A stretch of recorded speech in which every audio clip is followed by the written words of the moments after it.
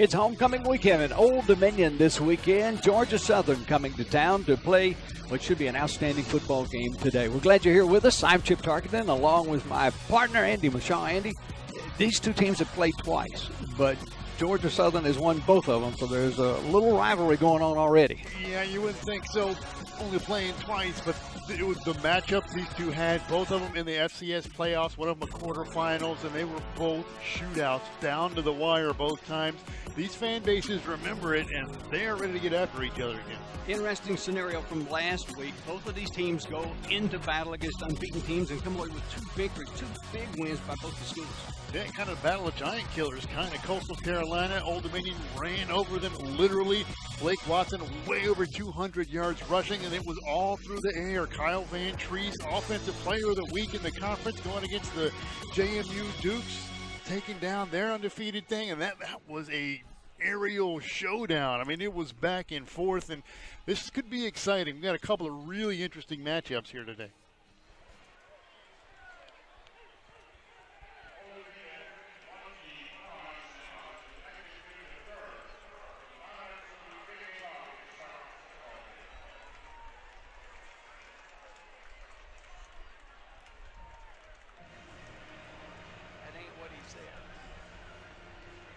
I know they're kicking off. That's all I know. Official was confused. Yeah. Ready? 1, 1, 1, 1, 1, 1, 1, 1. 1, 2, 1, 2, 1, 2.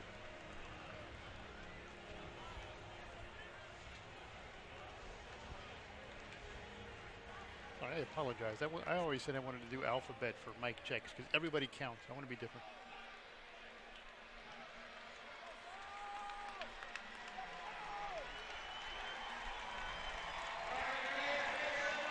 We are live as Old Dominion prepares to kick off to Georgia Southern. Thank you so much for being here with us this afternoon in Norfolk. It is homecoming for Old Dominion, along with my partner, Andy Mashaw. I'm Chip Tarkenton. Thanks for being with us today. Cool afternoon, 66 degrees with winds out of the northeast, 10 to 15 miles per hour. And Andy, it's cool, it's crisp, it feels like football. It does, and these two are going to get at it, man. These two fan bases remember each other. Matchups all over the place in this one. It's going to be a good one. Kick is underway, and it'll bounce toward the end zone, and that's where it will roll. So the job is taken care of by Old Dominion, and Georgia Southern will have the ball first. Kyle Van Treese.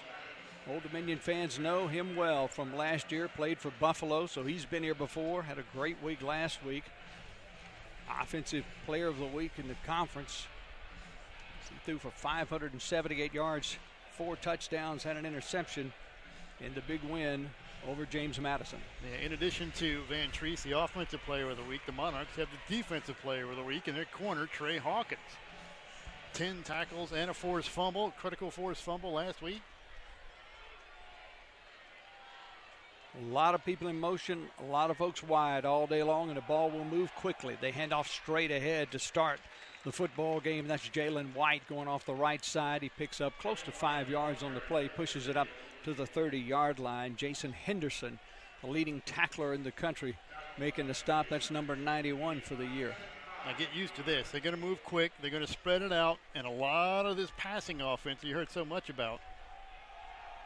Tried it the first play, and it worked. To try it again, Georgia Southern had an opening, and there goes White again. Whitehead, not a great game for him last week. Only 20 yards rushing, but he's got 540 for the year. Terry Jones making the stop for Old Dominion. Well, I keep saying about their passing attack, and they run it 2 times to start the game and get a first down. Hey, if it works. Looks like Trey Hawkins just came off the field, too, holding his arm. Yep. Keep an eye on that.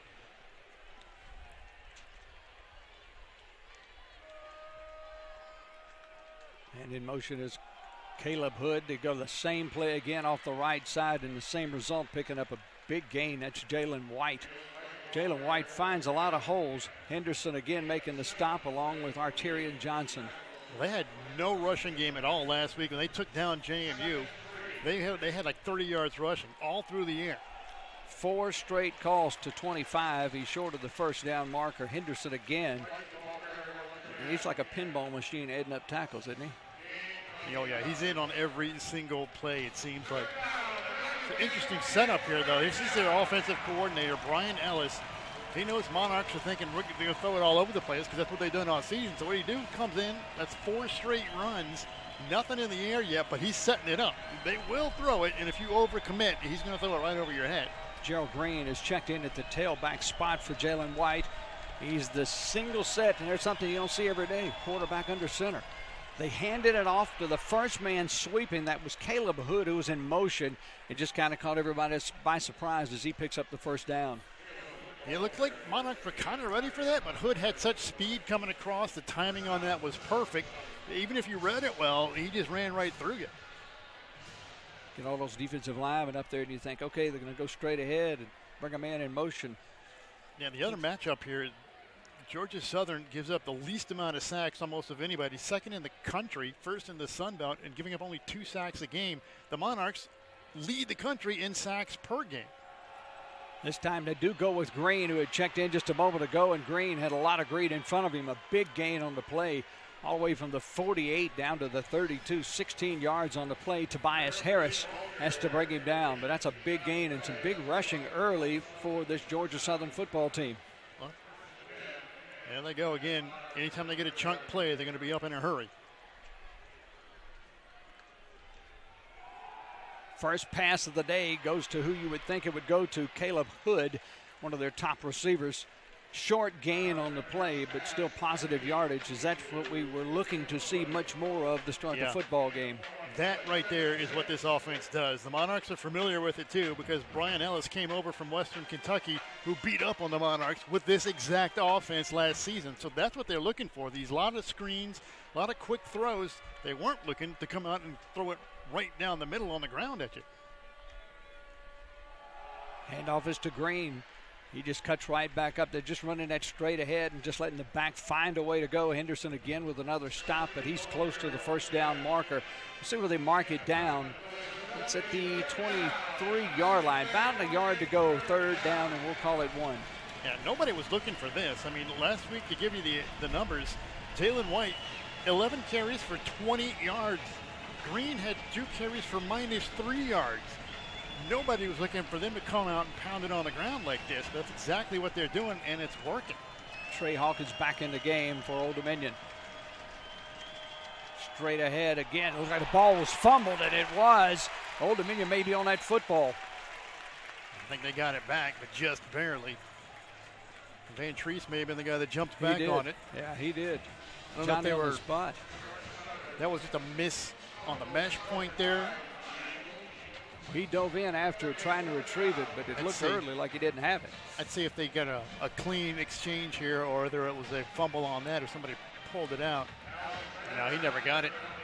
And they're lucky, Van Treese, good reaction to get it back. So Alex Rayner will come in and attempt a 42-yarder. He's got some wind behind him going into the north end zone tonight. 12 of 13 on the year. Kick is up, and it is no good. Oh, I jinxed him. I apologize, Alex. I said 12 of 13, 92% on the season, and of course, what's he do? He comes out and he pushes it wide. We'll take a break. When we come back, Old Dominion has it. Welcome back to Norfolk. It is homecoming for Old Dominion. First drive, Georgia Southern goes right down the field. Can't connect on a field goal of 42 yards. And, Andy, we did not see the offense we thought we'd see. A lot of running that first series. I mean, you coming in, I didn't think there was enough airspace over this stadium to fit the number of footballs that they wanted to put into it. But they came pounding it out on the ground. Kind of caught the Monarchs off guard a little bit. They're looking for quick screens and stuff. But a little bit of wind here today, kind of blowing across that direction from right to left, or from the top of the screen to the bottom of your screen, may have affected that kick. So Hayden Wolf brings out the Monarchs. First pass is complete to Ollie Jennings, and he knows exactly what to do with that as he kind of juiced back to the inside to move up to the 39-yard line. Yeah, you don't know what to do with it. He's the number 2 receiver in the country as far as yards goes. He's 775 yards coming into this one. 7 touchdowns on the season. They go to him early and often.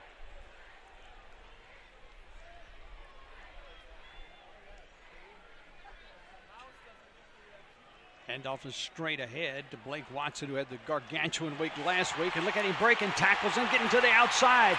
Can he win the foot race? 20 and out of bounds. All the way down. A great run by Watson. Waylon Free had to bring him down from his defensive back position, but Watson picking up where he left off last week. 255 yards on the ground last week, and Lee just keeps moving, shoving guys off of him. Blake Watson is 5'9", 193. He didn't run like it that time.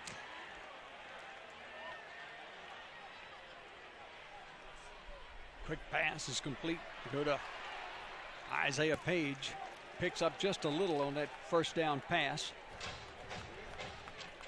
Now Georgia Southern, to be fair, Georgia Southern has struggled defensively this season. They come in bottom of the conference.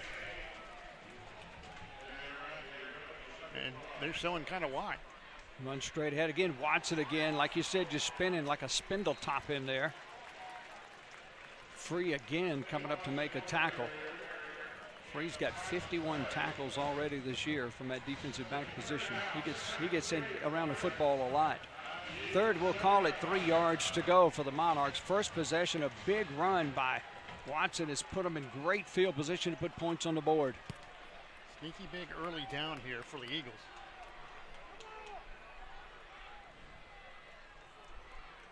Page in motion.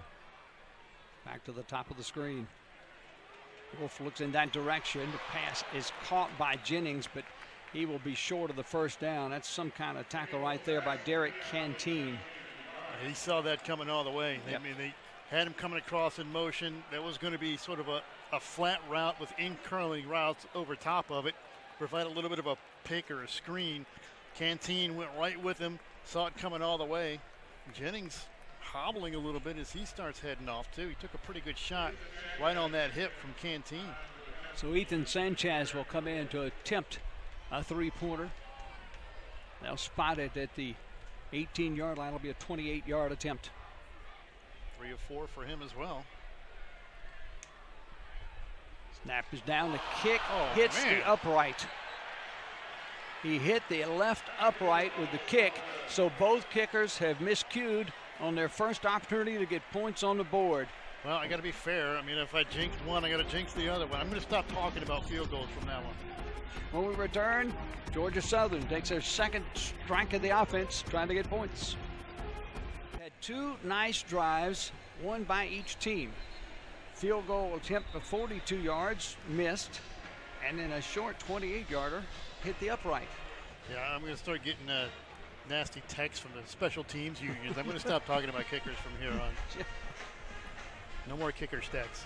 Well, we said that there was some wind out there. It is swirling around. The flag in the northeast end zone is really, really spinning. Now, the only thing you can say on Sanchez is that's a tough angle. It's a tight angle from that hash in college. So the first possession for Georgia Southern, they ran the football a bunch of times. See if that becomes the norm rather than the unusual. Straight ahead again. That's exact same play that was on the first drive. Jalen White back in at the running back spot. He picks up a few on the play. Got a helmet off one of the offensive linemen. Well, if you remember the last 2 games these two played were fireworks shows. It was both of them in the FCS playoffs. We talked about it. First one in 2011 was 55-48. That came down to a shootout. Then it was in 2012, 49-35. Georgia Southern won both. That was a quarterfinal matchup. They scored 28 unanswered points to the Eagles in the fourth quarter. Straight ahead again. Another short gain, but still moving the football, and that's once again another good look at White running the football. It was Pishon Wembley that lost his helmet a moment ago. He put it right back on. He's the only underclassman of any kind. The rest of the offensive line for Georgia Southern are 2 6 years and 5 years of veterans. Yeah, that's a lot of that up and down their roster, too. There's a lot of veteran players on that squad. More late changes. Denzel Lowry coming in late. Very late. 5 wide. Timeout was called by Old Dominion. There might have been 12 on the field when he came out there. I'm not certain. They'd have thrown a flag if it was in formation. I think that's just confusion with guys coming out late. And Ricky Ronnie, I believe, is the one that called that from the sidelines. big third down play here because you get a stop here. You're looking at pretty good field position. You didn't want to give it up because you're not ready. Well, interesting to start the game, no question. Running the football by Georgia Southern. It reminds you back when they started in 1982 and ran a ham bone when Tracy Ham was playing there years and years ago. Did not expect to see this at all. Really expected an air show again. Yeah, I mean, Kyle Van Treese is the number 2 passer in the country. I mean, he's got 358 yards a game. They put it up an average of 50 times a game, and they haven't put it up once in 2 possessions so far. Kind of hard to believe that. But, you know, they tendency breakers, I guess. It works. Kind of feels like the old school game between these two. Yeah. Eagles had 1,000 in those 2 games. Eagles had 1,084 yards and 14 touchdowns in 2 games on the ground. That was a triple option. A lot of that was Jerick McKinnon, who's now running back with the Chiefs. Yep. The Monarchs on the other side had 770 yards and 8 touchdowns. That was all passing. It was Taylor Heineke who's getting the nod this week for Washington. Both of those guys probably watching this one. 3rd down 3. Go straight ahead again, and there is nowhere to go. The ODU defensive line. I mean, a lot of folks are around the football there. He might have lost a little bit on that play. He did. About a yard, maybe a yard and a quarter on that play. Yeah, wasn't much going on there. Let's see if we can see who got in there first. But a big play there because now, as we said, we're going to get pretty good field position, maybe. Because here's Anthony Beck. I said no kicker stats, but he's not a kicker, he's a punter. Leads the conference 44 yards, almost 45 yards a kick. He's only 6'4", 245. Only. And he gets that one up in the stratosphere before it comes down. Hauled in and got some room in front. Page looking for somewhere else to go. Just keeps blasting it forward. He's up near the midfield stripe, and Old Dominion does have very good field position. 23 punts and only 8 returns on the season for Beck.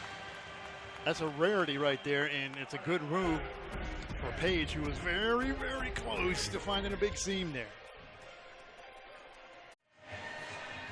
49 yards on the punt, 23-yard return, the longest of the year for Page, and sets up Old Dominion at their own 48-yard line. Second possession of the first quarter. The two together last week scored 94 points in the game. No points to start, 2 missed field goals. They're a long way from home, though. I think these offenses are going to start hitting on all cylinders here soon.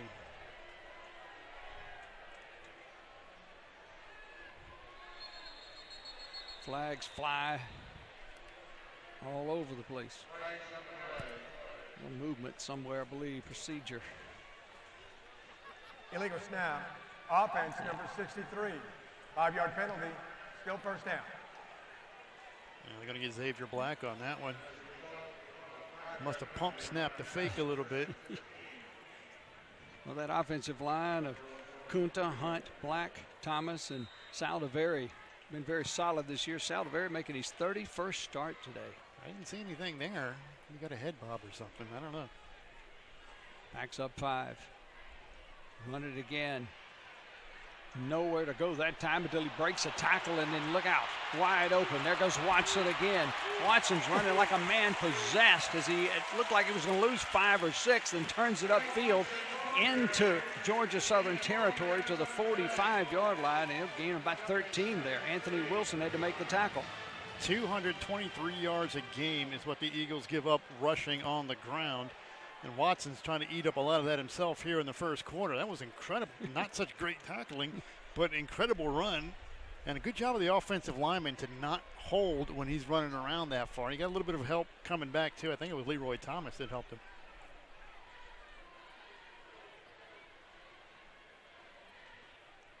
You like these 2nd and 3s. Straight ahead, Watson again breaks through the initial tackle and just keeps going, and it took a hang on by the shirt tackler, and he was off to the end zone. That was Anthony Wilson again. Again, it's going to be Wilson's making a lot of tackles. That's 54 for the year. He's been holding on to guys and being dragged, and if your nickel or your safety's making all your tackles, it's not a good stat. Watson picking up exactly where he left off last week. Doak Walker, National Running Back of the Week. Straight ahead again. Good results again. He's not going down on first contact. He's getting a lot of yards after he makes that first contact. They're going to mark him at the 27-yard line, so an excellent pickup on first down. The ruling on the field is the runner was down before the ball came loose. Second down. The rushing game just picking right up.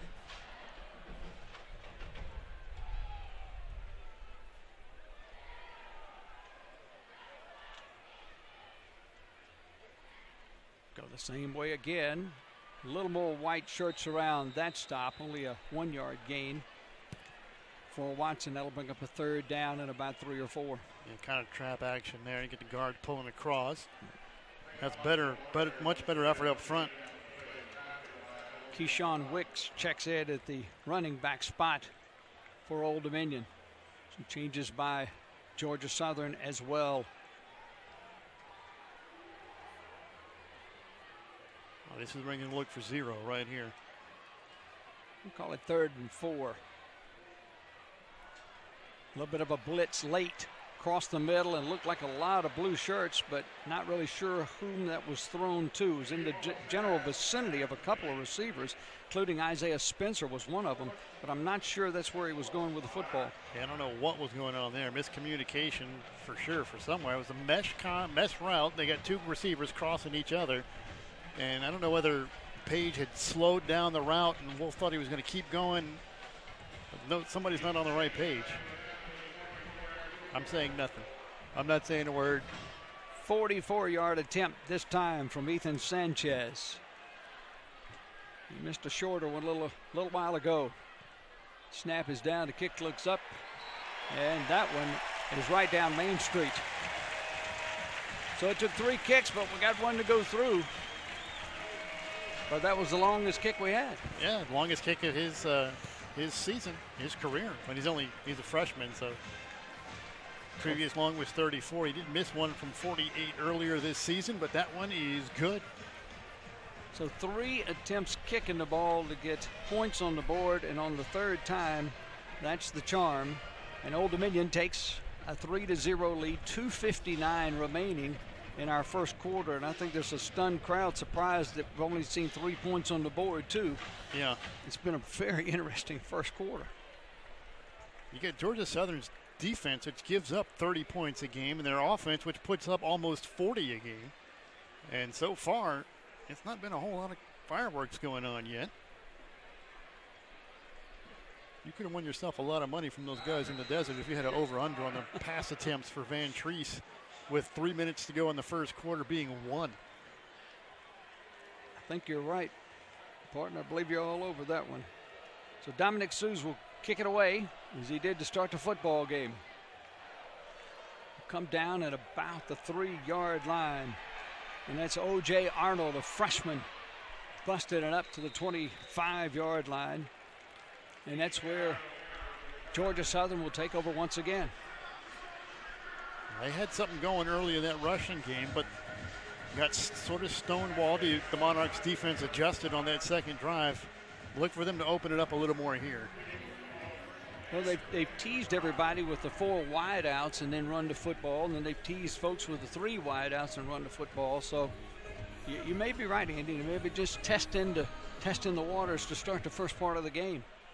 That's the whole air raid system. It's all about quick releases and getting it out in open space and good matchups.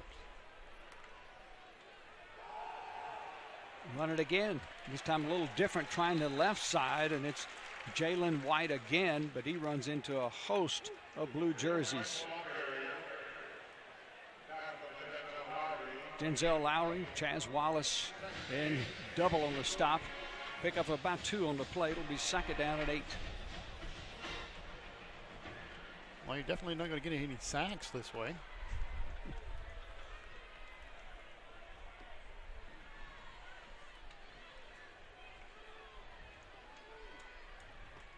Spreading them out here. And it's straight ahead again. There's a hole. White busts right through it. It gets up across the 45-yard line. I think they're going to mark him right at the 45-yard line. Arterian Johnson making the stop. You know, Georgia Southern kind of gets it going, like you were saying, in the fourth quarters. They've been very strong all year long as we got a Monarch down on the field. They spread him out that time and looking to go right up the middle. Good double team right at the point of attack and straight through that first one. Look to see what's happened. I think that's Terry Jones. Yep. Or is that a...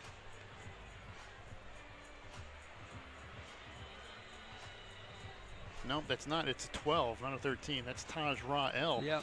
The other safety. Come in for that play. Yeah. He's going to the tent.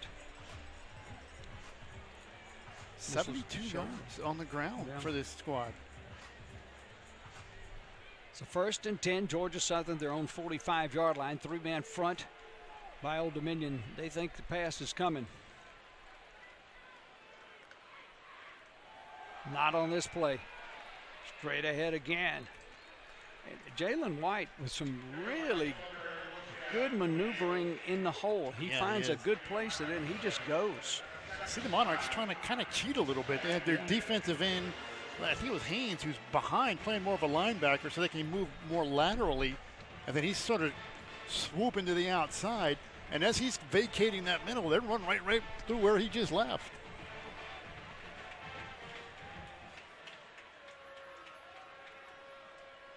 And in motion just resets. This time they fake. Van Treese under pressure, throws it into the ground. I think he threw that one away on purpose and probably a good call. He was trying to go to his tight end and wasn't anywhere to get to it. And that was Ethan Durham. Just put it in the ground. Yeah, there was kind of blue shirts around him too, and pressure coming off of the edge that time for Van Treese. He's trying to get rid of it. You're just kind of waiting though.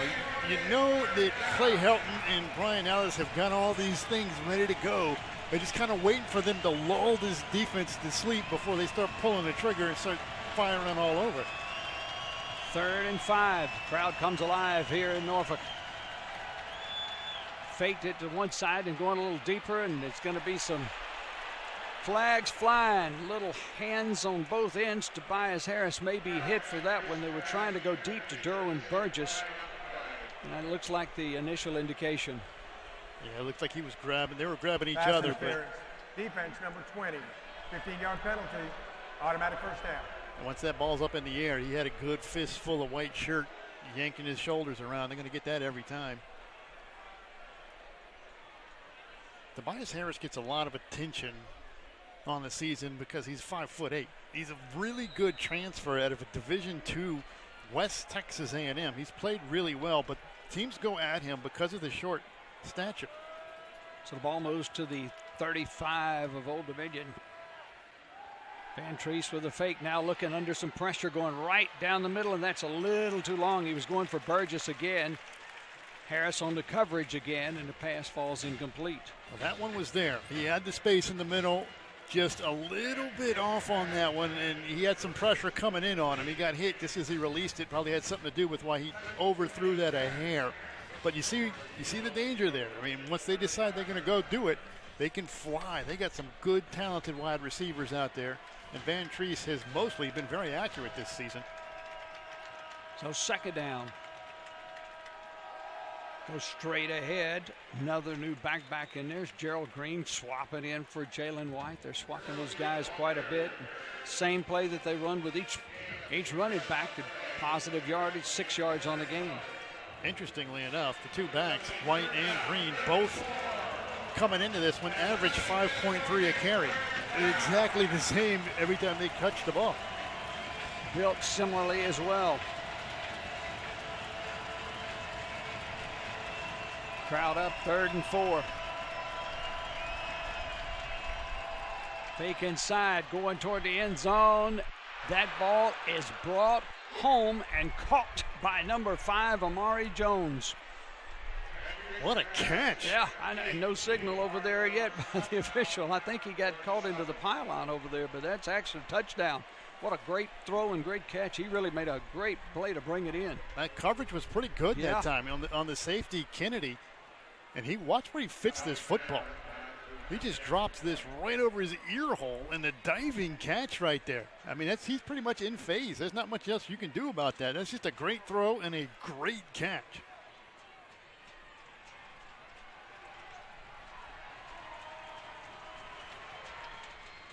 PAT is up by Raider. And it is good. So with 10 seconds remaining in our first quarter, it's now 7-3. Georgia Southern putting one up on the board for the touchdown. That's the first touchdown, obviously, of the first quarter. Both teams have had, if you add them up, 4 scoring opportunities, and that's only gotten 2 out of them. Well, you see what's going on there. Every time Hood is matched up one-on-one, they're not afraid to throw it up to him. He had a couple of chances there. The last 2 balls, the deep balls thrown, both of them in the end zone. It's another angle of the touchdown. Yeah, the first one was just a little off. This one is definitely not a little off. That ball is right where it had to be. Hood, the leading receiver, 560 yards on the season. He had 8 for 131 yards last week against JMU. JMU, who also went a lot of man coverage. They mixed it up, but they were in a lot of man coverage more than you'd think last week. Jones did a nice job in the air, moving his body to bring that ball in. Michael Lance set to kick it off for Georgia Southern. Fair catch is called at the 6-yard line. The Monarchs will take over at their own 25. Oh, did I say Hood? I meant Jones. Sorry. I meant Jones. I didn't mean Jones. Sorry about that. 10 seconds in the first quarter that's been interesting, entertaining. It's a perfect homecoming first quarter. This one's far from over. I mean, there's going to be a lot of points on it, even though it's a little bit of a slow start, but I get a feeling there's going to be a lot of points in this one before we're done. Yeah. Get your fingers ready on those keyboards for the scoreboard.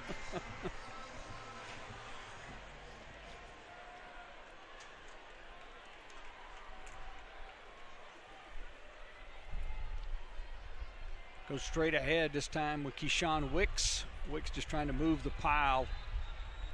Maybe a couple.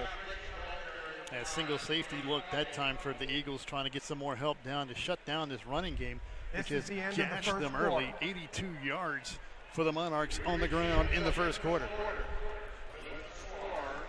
We'll take a break, come back, start the second quarter.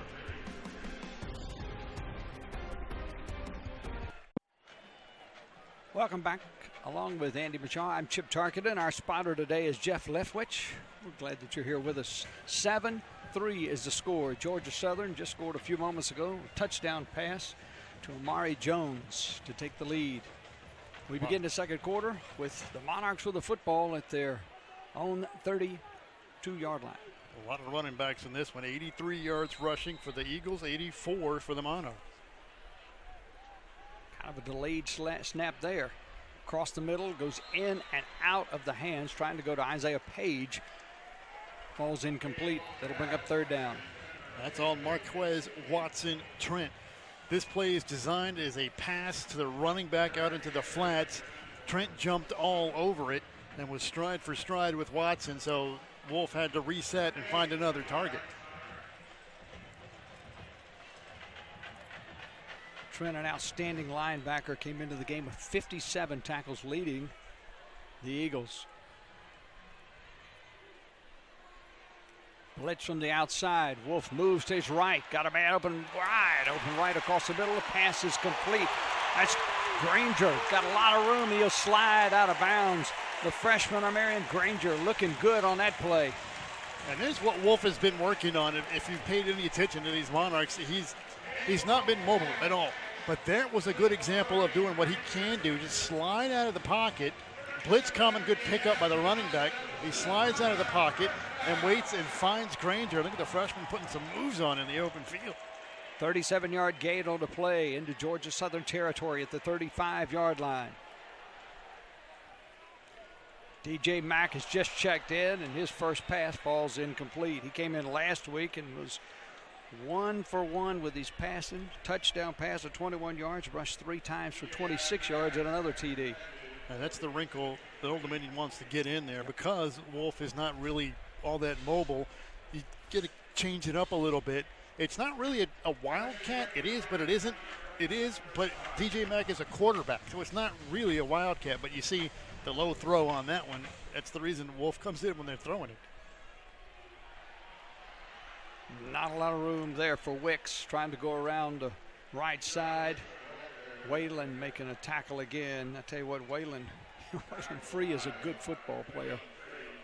Yeah, he's down in run support. He got down in a hurry. They're bringing guys up because, I mean, they've been leaking yards on the ground, so they're bringing guys up. But having bodies there is one thing. Having bodies that make tackles like that in the open field is another thing. That's a good open field tackle from Free. He comes up and makes a lot of plays. If he sees run, he just takes off. So an empty set this time for Wolf, 5 wide. Flags flying. The Georgia Southern coaches are pointing toward the Old Dominion folks to False see if start. that's the case. Yep. Offense number 5. 5-yard penalty. Still third down. Isaiah Page hit with just leaning a little quick. Monarchs a little depleted in the receiving corps coming into this. Zach Kuntz, the giant tight end they had, amazing season last year, is still out with knee injury. Also, Dre Bly is receiver. He is dressed, but likely will not see the field unless there's an emergency situation. So 3rd and 15 now. Go straight ahead. That play has worked well early, but didn't that time. Blake Watson ran into a brick wall after he picked up about 5 on the play, and that was Marquez Watson-Trent. Yeah, they're becoming fairly well acquainted at this point. It's pretty good coverage by Trent, and there he doesn't look like a linebacker when he's in coverage. He looked like a linebacker when he's making a tackle. They're going for it here. They are 4th and 10. The Monarchs have decided they're going to play ball. 5 wide, empty backfield again. 3 to rush for Georgia Southern. Got a man open, pass is complete. Can he get near the first down marker? He's going to be right there. It depends on where the mark is. Wow, really depends on where the mark is. Isaiah Spencer hauled it in. It is really going to be close there at the 20, just outside the 25-yard line. He may have to bring the chains. I think that's going to be a little short. Could be. I think they were trying to go to Jennings deep, but it wasn't. It was kind of double team, so he went to the second read, which was the tight end, Spencer, and that's going to be that's going to be awful close. They're going to have to bring the chains out. That's so close. Soft corners, because they were playing, because I mean it's a long way. You got 3rd and 10. Yep. So they were playing a little bit back, which enabled that underneath route to be there. But that's the way this defense works. If you give up the catch, you come up and make the tackle. Just eyeballing it, I think he may be a hair short. Could be. It's hard to tell because that chain's on the other side of the field. On this side of the field, they're pulling it. Oh, that is close. Just shy. Just short by ever so many inches. So Old Dominion turns the ball over on downs. Georgia Southern will take over. You can't fault them for going for it because you're looking at like a 52-yard field goal and very short punt. So. He earned a huge honor from ESPN's Kurt Herbstreit this week. Named to Kurt's top performing coaches in the Monarch win over Coastal Carolina last week. That's a big deal. That's good stuff. Yeah, the defense was really good for the Monarchs last week. Defense has been really good for the Eagles so far in this one. That's Nige Thompson with a big tackle on the big tight end that takes over, gives them the ball back. So 2 field goals were missed to start the game. Then a field goal made of 43 yards. It gave Old Dominion a 3-0 lead, but then a touchdown just a little while ago has put Georgia Southern on top 7-3. Gerald Green off the left side. Marcus Haynes makes a stop, pickup of about 5 yards on the first down play, maybe a little closer to 4 on that play. More ground game here for the Eagles, and again, they're going back tempo. 5 wide. A lot of time in the pocket, but brought down from behind. Van Treese had some ideas of trying to tuck that under and run, but just could not get away from the defense. That's good coverage, though, for Old Dominion. Yeah, it is. Chaz Wallace, one that brings him down. Maybe a pickup of a yard on the play. Not a sack, but he got across the line of scrimmage. But you see the pressure this ODU squad can get. 25 sacks on the season. Alonzo Ford checks back into the game. 4 wide, kind of got a bunch set. Man in motion, that's Jones who caught the touchdown pass. Van Treese, very quick, throws it to Jones. Never saw the backside coming from Lamarian James, and he popped him. Going to be right at the first down marker. They give him the first down, but boy, just holding on to the football there was the play. Whew. Now they send the man in motion. Now you know whether it's man or zone. The quick throw, and Lamarian James is cutting him in half. Good job of holding on to that one for Jones, getting that first down. Just far enough to pick it up. Move the ball to the 36-yard line. Starting to get the sense nothing's going to be easy for either of these teams here today. Vantrease just a little swing pass. Green gets chased down. You'd never guess who that was chasing him down, would you? There's no way it can't be. 4 and a 2 involved. Jason Henderson. It is Jason Henderson. That play right there is a staple of this offense. That is what Brian Ellis loves to do. You get cut blocks up front, get your fast guys out into space, and make them miss. Henderson didn't allow him to miss that time. 42 in blue is fun to watch. 2 yards on the first down play. Straight ahead with Green, a little more of a hold that time as he got into the second tier before he's finally brought down, and I think they're going to mark him just shy of the 45-yard line. He bounced ahead a little bit, so that'll bring up a 3rd and short. Good job of those big guys in front there. It's Langmeister, Khalil Crowder giving him some room. Hadn't seen a whole lot of room this season, but they're seeing it today, that's for sure. Denzel Lowry checks back into the game. Alonzo Ford will check out.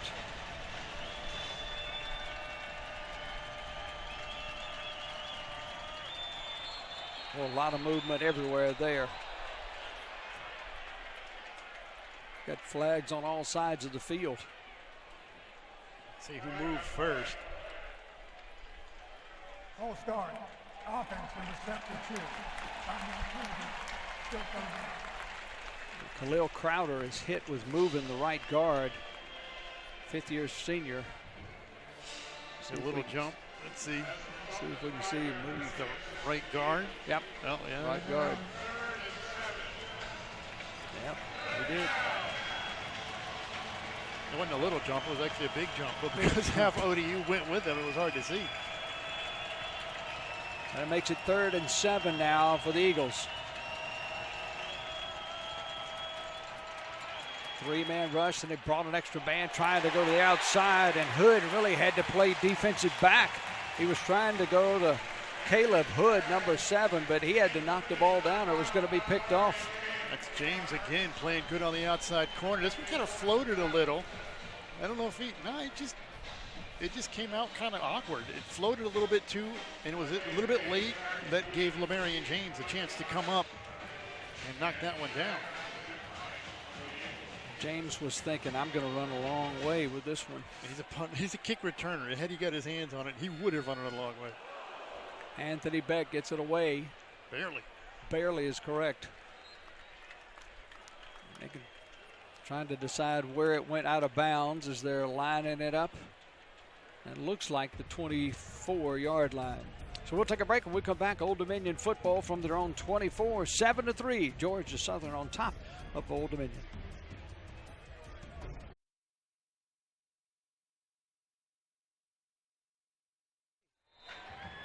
Mari Jones into the end zone.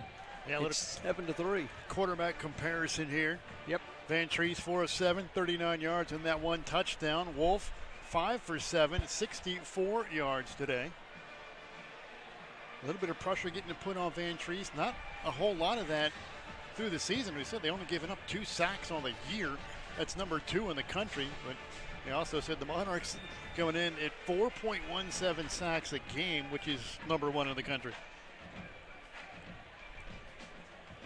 So Old Dominion with 9:20 remaining in our first half has the ball at their own 25-yard line. Go straight ahead. Not a lot of room there for Blake Watson running into a pile of bodies. L.J. McLeod, one of them in there. A lot of names on this Georgia Southern defense that are stepping in to make some tackles. Yeah, not really expecting that. Again, this team gets gashed on the run, but they've bowed up well today so far. Aside from the first drive where Watson hit a couple of big ones, so far, since then, they've settled down. Looks like they've made some good adjustments as far as I think they're pinching some of their tackles a little more to the inside to kind of shut that lane off that it opened up a bunch of times. Yeah, a lot of that yardage between the tackles. Wolf looking. Across the middle to Jennings, who's wide open. He's got a lot of room in front of him. He gets past the first man, still on his feet inside the 40. He's close to the 35-yard line before it takes a couple of folks to bring him down, and that includes Free and Tyler Bride wearing number 4. A lot of time back there. Wolf had enough time to stand in line for a hot dog, not just get one. Quick offense by the Monarchs. Go straight ahead, looked like trying to fake it. It wasn't anywhere to go. As Watson bounced one time and then just found anywhere to go. Maybe got a yard on the play. It's actually pretty impressive. A lot of times when you give a big chunk play like that, you're kind of still reeling a little bit, and your line is the last guys to get set. But they were ready. You can come with a 1-2 punch like that if you're not ready to go. But that Eagles front 4, they were ready on that one. Yeah, a lot of defensive backs were moving. They still managed to make good plays.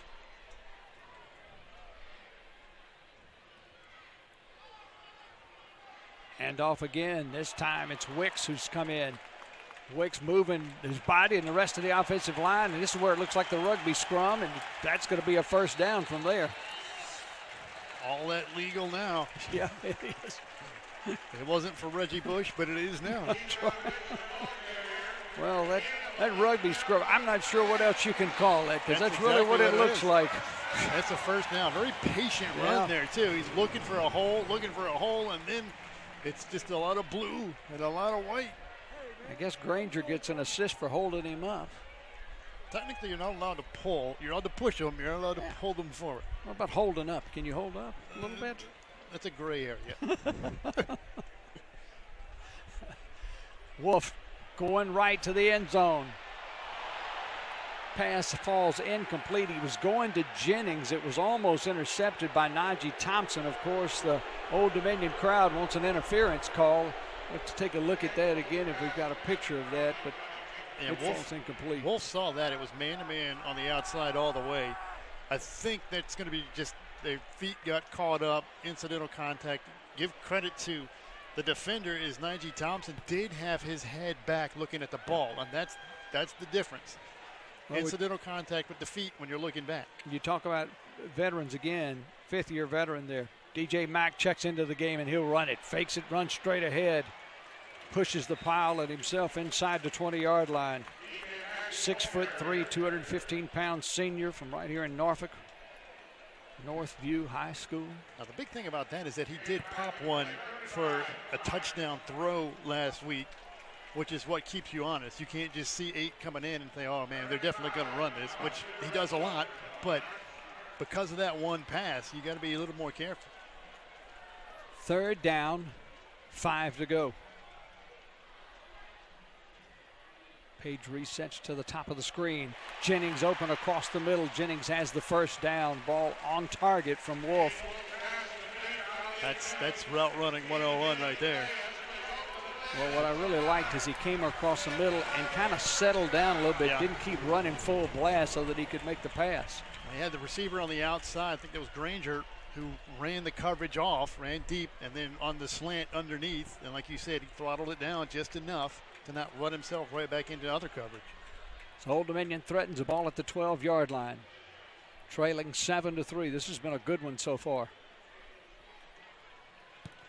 Watson dancing and prancing inside the 10, I think, is where they're going to give him forward progress, maybe the 9-yard line. And you're absolutely right with Mack. In fact, the first time he came in today, he threw a pass on the one play, he came in before the one he just ran a little while ago. If you change it up, it does make a difference. It wasn't a very pretty pass, but the fact that he threw it at all is the important part of that. Ball is at the 9-yard line. 2nd and 7. They can't get a first down before they get into the end zone. A lot of adjustment on the Georgia Southern defensive line. Watson straight ahead, trying to go behind Leroy Thomas. Saldiveri in black on that right side. They've done a good job. Well, I don't think they were going to be fooling anybody coming into this after watching that film from last week. 255 yards. Georgia Southern knew what they were going to get. And they're doing a pretty good job making sure that their run fits are where they're supposed to be. That front 4 is doing a pretty good job right now. 3rd and 5 from the 7. They have to get to the 2 for a first down. Feels like there's been a lot of third downs in this. Wolf looking. Looks throwing. He's got two folks in the back of the end zone. It pops out of the hand. I think it's going to be incomplete. I think it was Blythe that had it first, or it was Page. I'm not positive. Both of them were standing in the same area as Wolf broke it and went straight ahead. Let's see. Yep, it was Page that had it first, but that's a good job of breaking that up. An eligible downfield player, offense number 9, was covered up at the snap. That penalty is declined. 4th down. Wouldn't have mattered. Taylor Pride with the big hit there to break that up. So Dante Anthony was hit with a penalty, but it didn't hurt. That's not on the tight end, though. That's on whoever was covering him up. Correct. But, I mean, you're thinking, well, Wolf had a lot of space to run it, but he also had two guys standing wide open in the back of the end zone. And, yeah, maybe Page should have held on to it, but if you don't make your receiver go up in the air, jump that, then he doesn't have to worry about getting hit and dropping it, coming back down. 24-yard attempt from Ethan Sanchez.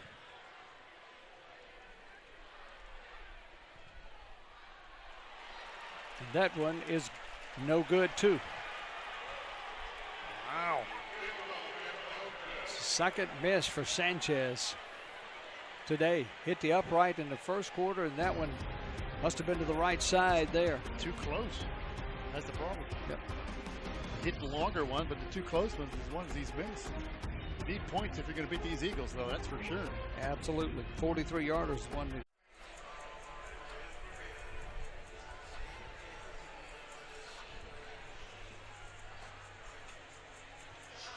We're ready for play. 4:18 to go in our first half. A low-scoring first half. 7-3, Georgia Southern on top. Old Dominion has missed a couple field goals, or it could be 9-7. But 7-3 is where we are. Georgia Southern with the football. Run a little bit of a sweep-looking play that time with Jalen White. White's been running kind of straight ahead. It went a little sweep that time. Picked up just a few. Not having a whole lot of luck with that. Alonzo Ford making the tackle. A lot of yards for the Monarchs. Not a lot of points. 222 yards of total offense is pretty good. Still, 4 minutes to go in the second quarter, but 3 points out of that. That's not going to help you very much against a team that puts up as much as the Eagles do. Give him 3 on that first down play. Straight ahead again. He just kind of veers to the outside. White finding some running room, and he'll have the first down close to the 30-yard line. They'll mark him at the 29. That's a good hard run right there. Yeah, running through. That's one of the better runs he's had today. Running through contact. They hit him a couple of times. He just kept moving.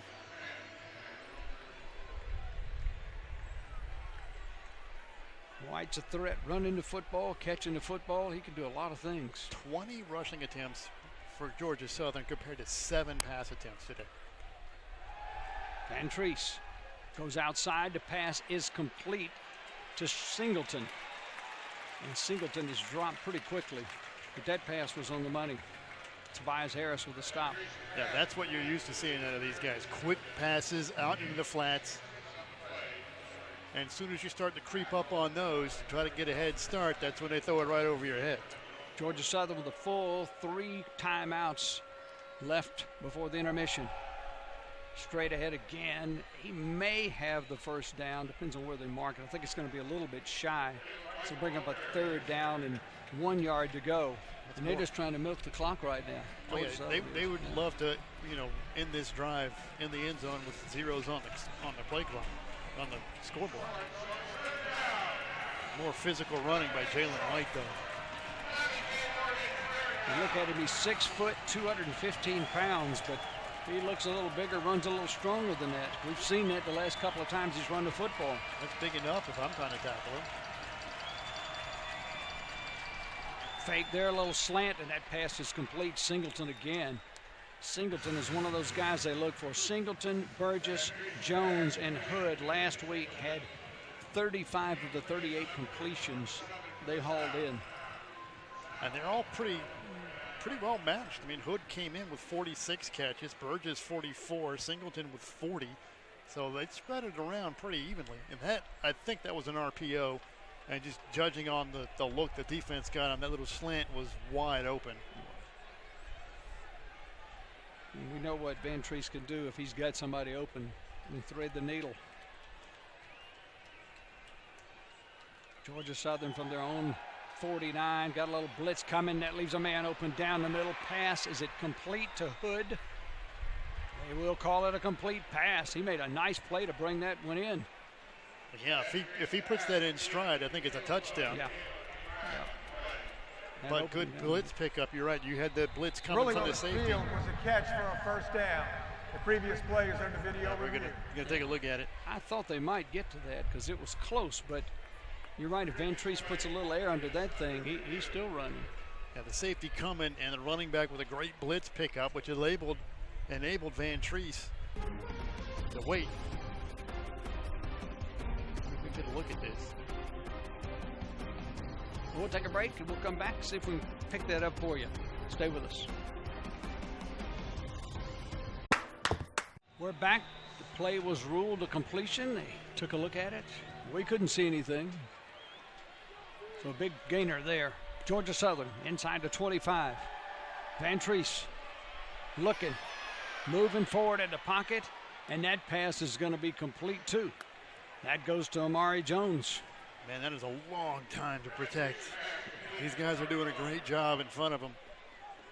The other part of that, one of the reasons they give up only 2 sacks is pulling that offensive line, but 2, when they spread you out, you got to drop guys back in coverage. You can't just throw everybody at them. 9 on the play, first down play there, and that's Gerald Green bouncing in, spelling White a little bit. This is where they can be real dangerous. Here's the thing, though. Old Dominion has the number 5 red zone defense in the country, the number 1 in the conference. Offensively, the Eagles have the number 2 red zone offense in the Sun Belt. Strength on strength right here. Mano a mano from the 9, first and goal. Van Treese a lot of time, throws it up and pulling it out of the air for the touchdown for Georgia Southern. Was he out of bounds, did they say? Yeah, back judge said he was out. Wow. Originally we're throwing some hands up. We got a flag down at the 17, 18-yard line. Personal foul, roughing the passer, defense number 11. Half the distance to the goal, automatic first down. It's D.V. Harris. Yeah. Got a shot on Van Treese. Let's see, take a look at it. A lot of times when you know you're getting blocked a lot like that. And it was late. I mean, it wasn't super violent or anything, but it was a little late. A little. 2-3 years ago, that's probably not a flag, but now it is. That was close to being a touchdown, too, in the back of the end zone. Straight ahead to White. White bounces to the outside, and he'll walk in for the score. 5-yard touchdown by the guy probably who's earned it with all the runs he's made today. Jalen White gets into the end zone. A little shoving, pushing going on afterwards. That's simple inside zone. Watch him press the hole, make the whole defense commit, and then the cutback is wide open. This is sort of what exactly they wanted to do. 17 seconds left on the game clock. Yeah, we talked about that as soon as they took over the ball. Georgia Southern wanted to run it all the way down. Didn't have to use any of the timeouts. Even more important because ODU gets the ball to start the second half. PAT is good.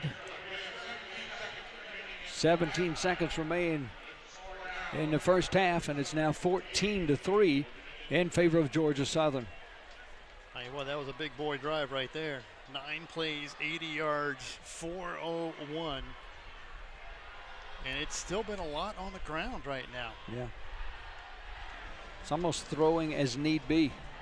They just decided they needed big play and make a throw. But when he's thrown it, Van Treese has been accurate. 73% so far in this one. So now with 17 seconds to go, you get the ball to start the second half too. If you're Old Dominion, you're still thinking points because you still got 2 timeouts. This is going to be dependent on the return here. And so they're going to want to kick this through the back of the end zone to make sure there isn't one.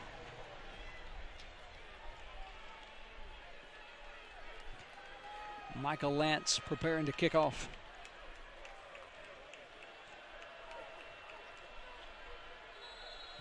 Got a whistle beforehand.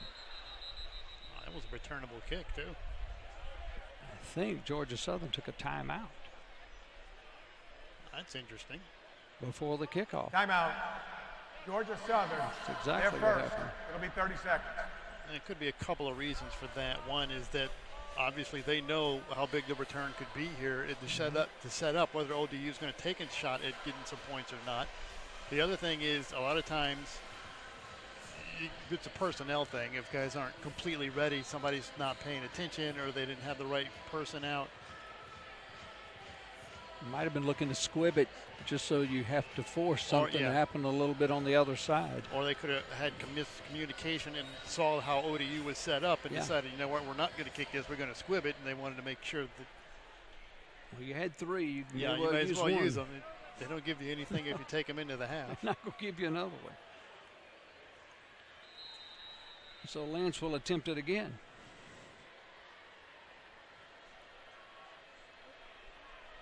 Spencer standing directly in front of James. See the return. It's hiding him. Yeah, it's like hiding behind him. Well, he can do that. Spencer's good size. Well, kicked it toward one side. Coming north is James. James got room to the outside if he gets around the man, and he does. He gets across the 40-yard line. There's still 9 seconds to go in the first half, so an excellent return to the 43-yard line. All right. ODU's got a shot at this. Game on now. It's exactly what Georgia Southern didn't want to happen in this situation. Tell you what, he took off. He's got some speed when he gets to the outside. And good idea to get out of bounds. Just get out of bounds. The question here is how much do you trust the kicker who's missed 2 already? 9 seconds, you got 2 plays, you got all your timeouts, or 2 timeouts, so you got enough. Georgia Southern thinks they're going to see the ball in the air. They're only going to rush 3. Put the rest of the 8 back. Wolf looking across the middle, complete to Henry, but Henry gets out of bounds. There's 2 seconds to go. Javon Henry making his first reception of the day to midfield. That's what you can't do is that. If that's not there, Wolf's just got to throw it away because, I mean, you only got 9 seconds left. Because now you're down to a Hail Mary. Or an interference. Or something. an interference.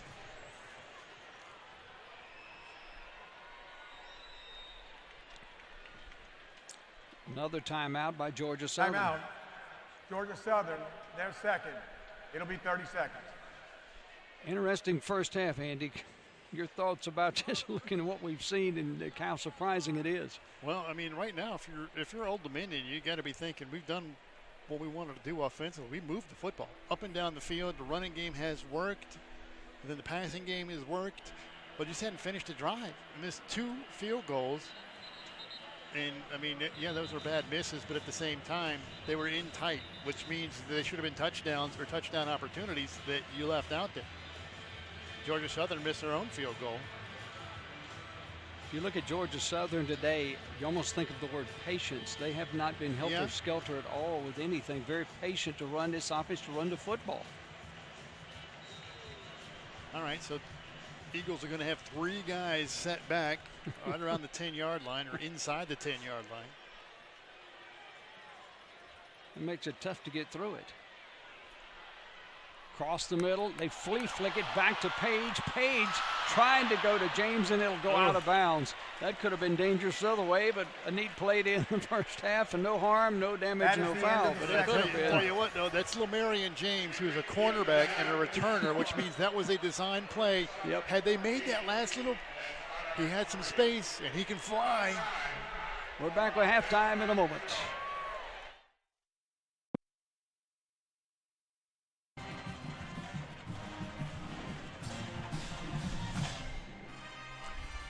Back at halftime, 14-3, Georgia Southern leading. Chip Tarkin along with Andy Mashaw. And let's take a look at the standings. Let's take a look at the SBC West first and see what is going on there. Troy with a 6-2 record and 4-1 in the conference, and you got South Alabama. And your impressions of the first part with the West? Well, West has been better than a lot of people thought. I mean, Monroe took a bit of a shot today from Army, but I mean, Troy's right up there. They're firing away, and we knew South Alabama was going to be tough, and they are. This whole conference, top to bottom, has been what everybody thought it would be coming in. Yeah, let's take a look at the east side too, because that's the interest of those two today, playing in Georgia Southern as well as Old Dominion. Old Dominion leading coming into this with that 2-0 record. Yeah, back to back, these two teams took out the undefeateds last week. Yep. JMU went down to Georgia Southern, and Old Dominion took out Coastal Carolina, and so you know it was kind of going to be a battle. It's a bit of an awkward one here to start with, but you know if you're looking around, JMU right now on the road at Marshall, or at home against Marshall, and it's 9-12 right now. Marshall is down 12-9, so that's a big matchup in that game. And the East is going to be wide open, I think, as we continue through this game. Well, the first half was an unusual first half here.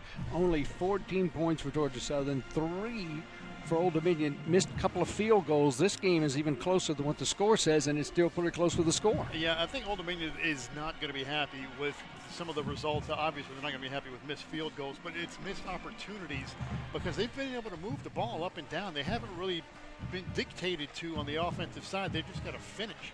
Georgia Southern has done pretty much what they wanted to do. I think they shocked a lot of people coming out here, pounding it out on the ground like that. And they've done a good job defensively, too, because Old Dominion gassed them, those 2 big ones from Blake Watson early, but then they slowed them down since then, and they've made it a little more varying game. But still, the Monarchs have done what they needed to do. They just haven't finished. Georgia Southern has done exactly what they wanted to do, but the thing is, they're still kind of waiting. It's like you're holding your breath and you're waiting for suddenly Van Treese to come out and start flinging it all over like a flamethrower. Yeah. And we're just waiting to see that. So far, they haven't done that. They've been they've got a pretty good mixture. I didn't think really, it's been more of a rushing attack than anything, but just waiting for them to come out and start flinging it, but they haven't done that yet. So we'll see what happens if they change that in the second half. Once Old Dominion really trying to get ODU to sneak up a little bit, try to do something, then they'll throw it over them. We'll see. All right, we'll take a break, come back with more of our halftime activities. Stay with us.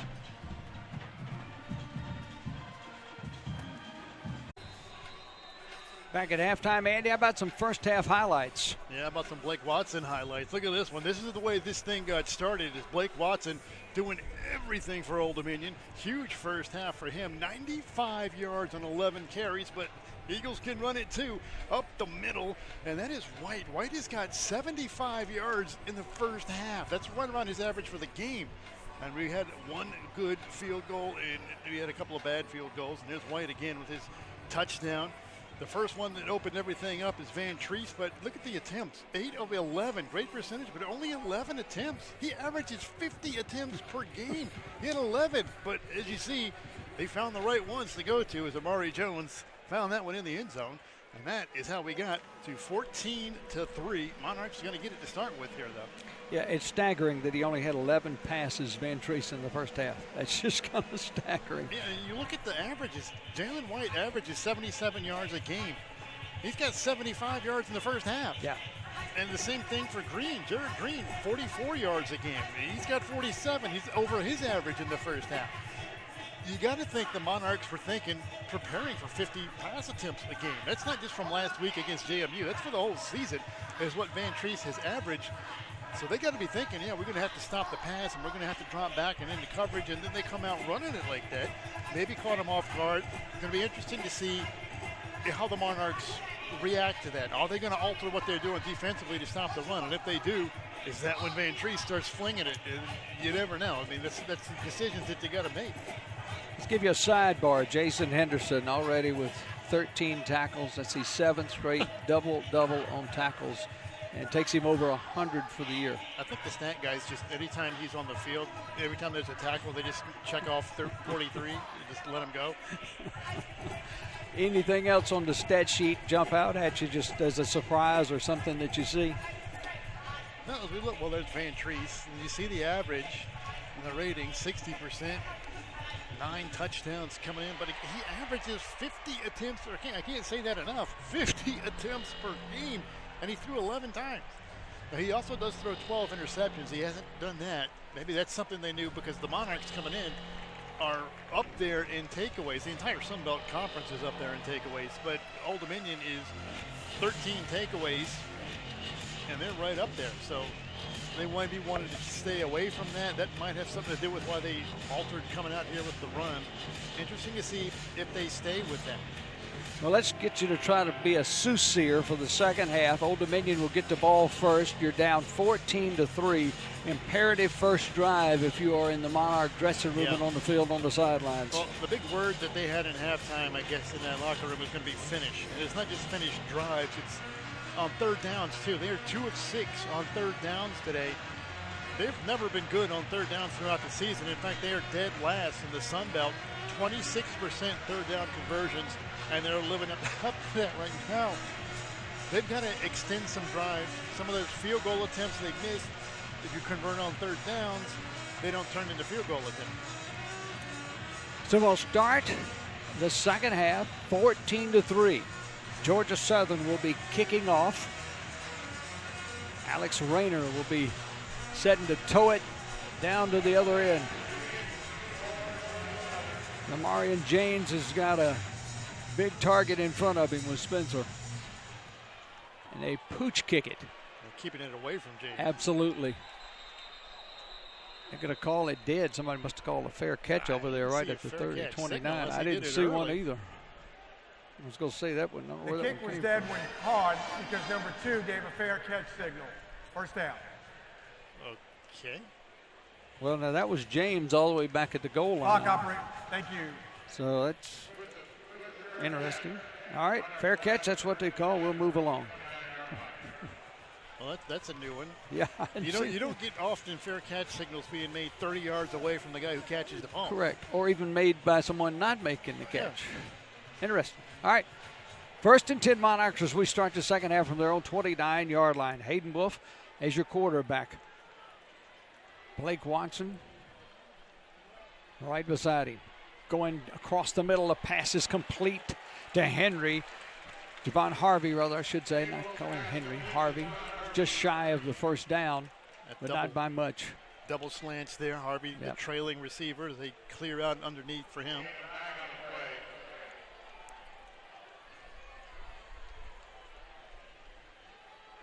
Fake this time. The little toss out is complete. First down and then some. And that's Isaiah Spencer making the play to get into Georgia Southern territory. Good little wrinkle there. Tight end leaking out into the flat. And I think they're going to need to throw it a little bit more to maybe open up some of those running lanes they had earlier. Look at the big man Spencer getting out on the flats. That's 6'3", 226. He actually came in as a quarterback for the Monarchs, and they transformed him over to a tight end.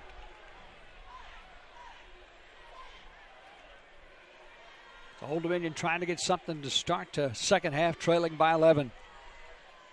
Wolf straight back. Dumps it out, but that pass will fall incomplete. He was trying to go to Watson. Coverage was there, but the pass was not close enough for him to break it in. Yeah, I think that was kind of a half throwaway there because, I mean, the coverage was all over him. It's probably Watson Trent again. Good protection, but nowhere to go with it. 4 wide again this time. 4-man rush. Send a blitz late. Going to Jennings. Jennings makes an unbelievable catch with the coverage all over him. Najee Thompson was all over him, and then he had support coming from Wilson. But look at the catch that Jennings just made. My goodness, what a catch. You can't catch that. No. You can't make that catch. Pass interference. Defense number 6. That penalty is declined. The play results in a first down. How does he make that catch? I'm not sure. He's being dragged down. Look at that grab. I mean, that's what he's done all year. They're starting to call him popcorn because he's getting ready to pop all the records here and get your popcorn ready. Fake that time. Got a man open. It's Jennings again. Here's that popcorn. Is a touchdown right in the corner. If you give him that much room and Wolf threw a good pass, and all of a sudden we got a close ball game again.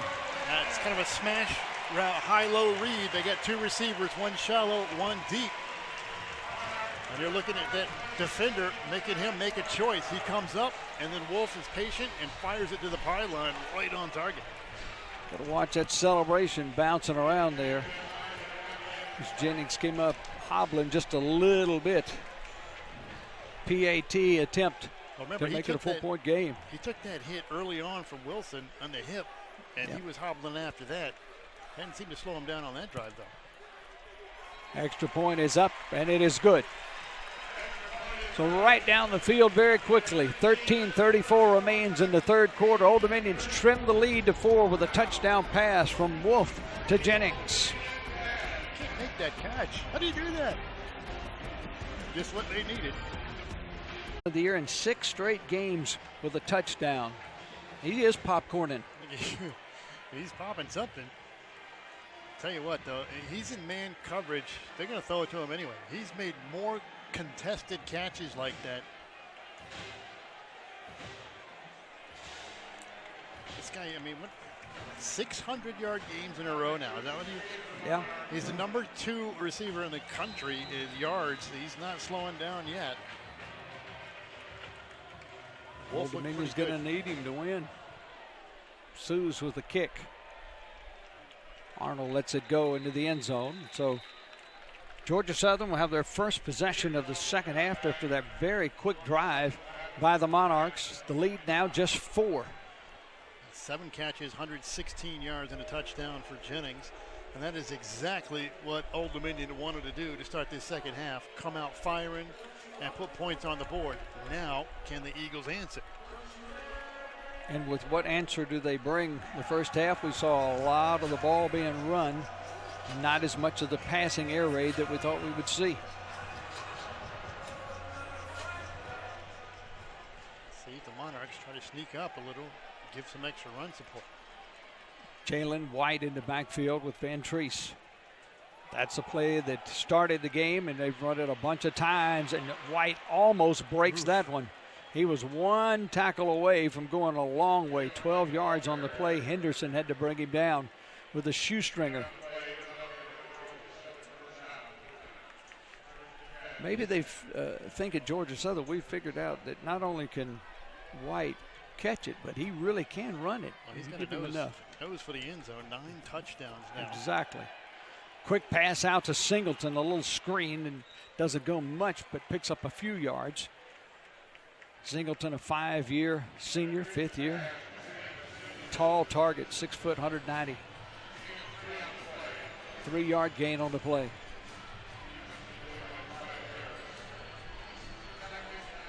Bunch formation here. Yeah. See what they decide to do with a 3-man front by the Monarchs. Go straight ahead with White again. White tries to push the pile at the 42, we'll say the 42.5-yard line. It'll be a big 3rd down coming up right now for Georgia Southern. And it's 42 again. There's a surprise. He was in on it. I think it was Grant Epps that really got him. Yeah. Big 3rd down here for both teams. So Georgia Southern stays in this 4-wide set, which they've run a lot of the day, with Jalen White in at the back spot right beside the quarterback. Tries to go to Jones and connects it. Jones with a touchdown from the first half. This forward progress is going to give him a 1st down there. That ball was on the money from the beginning. Jones was having himself a pretty good game as well. That one, Monarch showed blitz, then dropped back out of it. Both linebackers dropped back out into the hook zone, but a good route by Jones. A little quicker tempo there by Georgia Southern. White crashes into Monarch territory just inside the 45-yard line. Well, they haven't really made any adjustments. They're not, I mean, the flamethrower is still packed away right now. Yeah. They haven't needed it, though. I mean, they're just pushing straight away. So I said it's been patient, a very patient offense today out of Georgia Southern. I think they've taken like 2, maybe 3 shots for more than like 15 yards downfield. 3-man front by Old Dominion. Again, some spinning and some rolling, and White picks up the 1st down and then some to the 36-yard line. Yeah, well, they might want to think about shifting up this 3-man front that they've been in.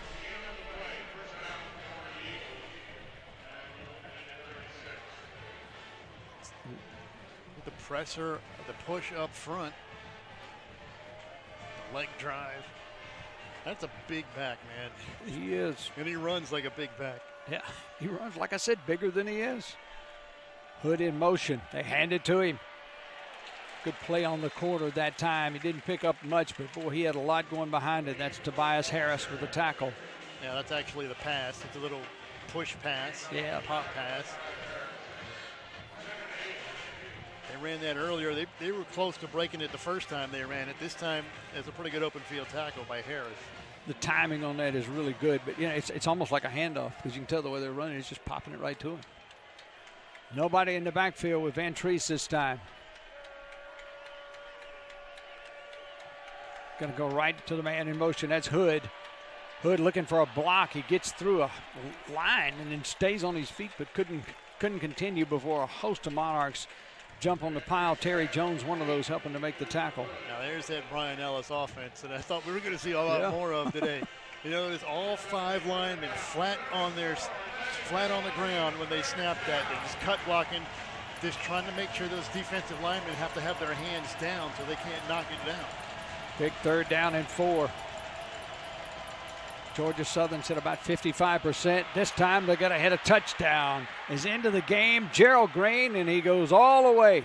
30 yards for the score. The door was wide open, and he went through it, untouched. That was a garage door that was wide open. Look at this hole. Big blocks right through the middle. See Khalil Crowder again right in the middle of it. He's coming across, getting a piece, sealing that inside edge off. He sealed off the linebacker too, which means that's the second level because, you know, there's nobody behind him. Gerald Green not touched, 30 yards into the end zone. Response. Extra point is up and good. The lead is moved to 11. That's a big time answer from Georgia Southern. Huge drive. And once again, not with throwing the ball as much as running the ball. Very patient running the football. When we come back, Old Dominion will take another stab at trying to trim this 11-point lead. We're back. Homecoming in Norfolk. Stay with us. Outstanding drive that time by Georgia Southern. Put points on the board. A touchdown run.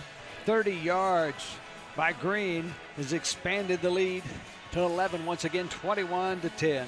Now, whatever Clay Helton and his staff saw on film to think that they could put get that ball rolling downhill, they were right, because their attacking and rushing game has been there all day. 3 out of the last 4 drives have ended in the end zone for Georgia Southern. ODU has got to find a way to slow down that running game.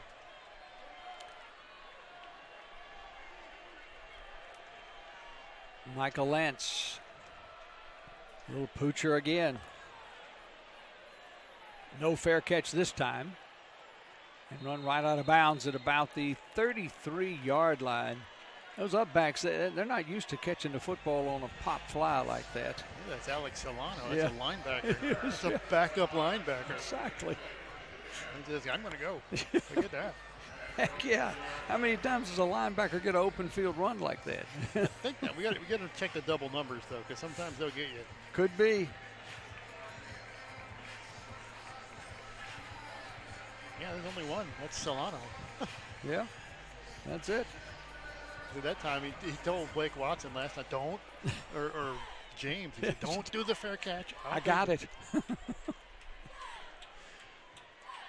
First and 10 from the 30. Going deep again to Jennings. Jennings had a lot of arm around him by the defensive back Thompson, but the pass was not far enough to catch up to him. That one complete.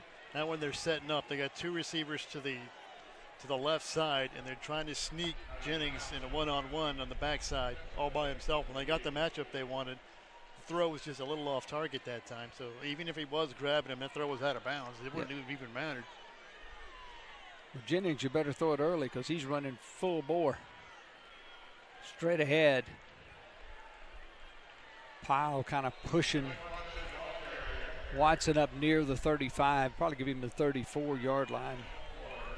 But when you take a shot like that on first down and you miss, you're kind of putting yourself into a tough spot. The last thing they want to do now is go 3 and out after giving up another touchdown. Watson way down here. Bottom of the screen, yeah. Pass was behind the receiver, and it goes out of bounds. Was trying to go to Isaiah Spencer. That's due to the pressure there. That's just the blitz coming off of the edge. Just what you said you don't want to do, the Monarchs do. Go 3 and out. Well, they don't have an 83 on the rosters. I don't know who that was. Somebody had a jersey switch. Something, I don't know. So Ethan Dwayne will come in to kick it away. Yeah, that kick. Crushed that one and brings Jones all the way back inside the 15-yard line. He gets across to the 24, and that's where Georgia Southern will have it, 1st and 10. We'll take a break. Come back to Norfolk. Stay with us.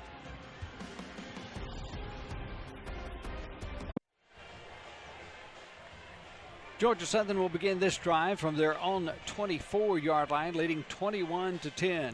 Along with Andy Michaud, I'm Chip Tarkett, and thanks for being with us. Jess Leftwich is our spotter today. Good to have Jeff up in the booth with us. A little more pass look this time. Pass is complete to Singleton. Singleton shy of the first down. But a good pickup on first down. Yes, it is. And a very safe route. Well, you have to run him back out into the flat, so again, you're forcing the defender to make a choice. Straight ahead. Green, who just scored the touchdown a few moments ago, pick up the first down. Well, that's just way too easy. Yeah. For Old Dominion it is. For Georgia Southern, they'll take it all day. All day. Want the clock to run right now if you're Georgia Southern. That time not going anywhere on the first down play. Chaz Wallace making another big stop.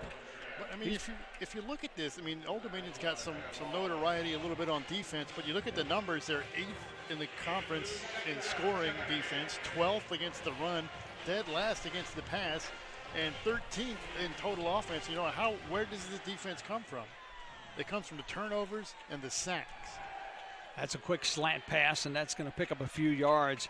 Getting the ball to Caleb Hood, and you see just how quick Van Treese can get rid of it. He got rid of that in a hurry. So, yeah, you're looking up and down. Well, why are they any good at all? It's because they're 13th in the country in takeaways, which they haven't done today. 1st in sacks, and they're the 5th best red zone defense in the country. So how do you combat that? You don't let them sack you. You keep it on the ground so they don't have a chance to sack you. You keep it on the ground so they don't have a chance to pick you off, because that's something that Van Treese does struggle with sometimes. So that's part of the ways, and they just want to keep it on the ground. 3rd and 4, yep, going to get a free one. That's going to be an offside with Marcus Haynes. Unless somebody jumps first. Yeah. Hold on. I'm not sure. There's Maybe a discussion over who went first. Well, Haynes was in full tilt. He was going. False start. Offense, number 72. 5-yard penalty. Still 3rd down. Crowder again. That's the 2nd time he's been hit for some movement. That's a big one, too. That is a big one. Not a lot of penalties in this. Only the 2nd penalty for Georgia Southern today. Yeah. Clay Helton's got a disciplined squad. They don't get a lot of penalties average through the season, though. 3rd and 4 becomes 3rd and 9. It helps out your defense. 3-man front again on defense by Old Dominion. Thinking pass. 5 wideouts out. Van Treese patiently waiting, got a man open and hits him, but it falls incomplete as Hood couldn't hang on to it, and a nice play by Kennedy there. Yeah, that was pretty good coverage. He was a little bit late on it, but the ball took a second to get to him because it's a long throw. By the time it got to him, it's one of those opposite hash out throws. It gave him just enough time to close, and Kennedy got a hand on it and was able to knock it out of the grip because he had 2 hands on it.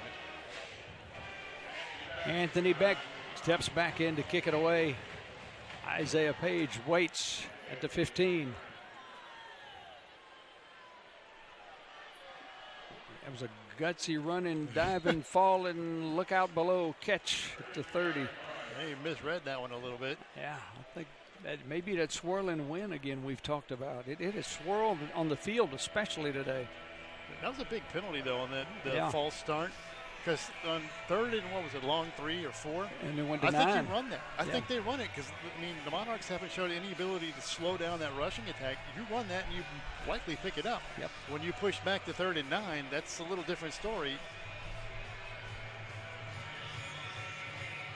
So let's see if the Monarch offense can return to finding something in the end zone as we're past the halfway point of the third quarter. Wolf had the pass tipped at the line of scrimmage. Looked like Dylan Springer, the 6-year senior, got his paws up there and knocked it down.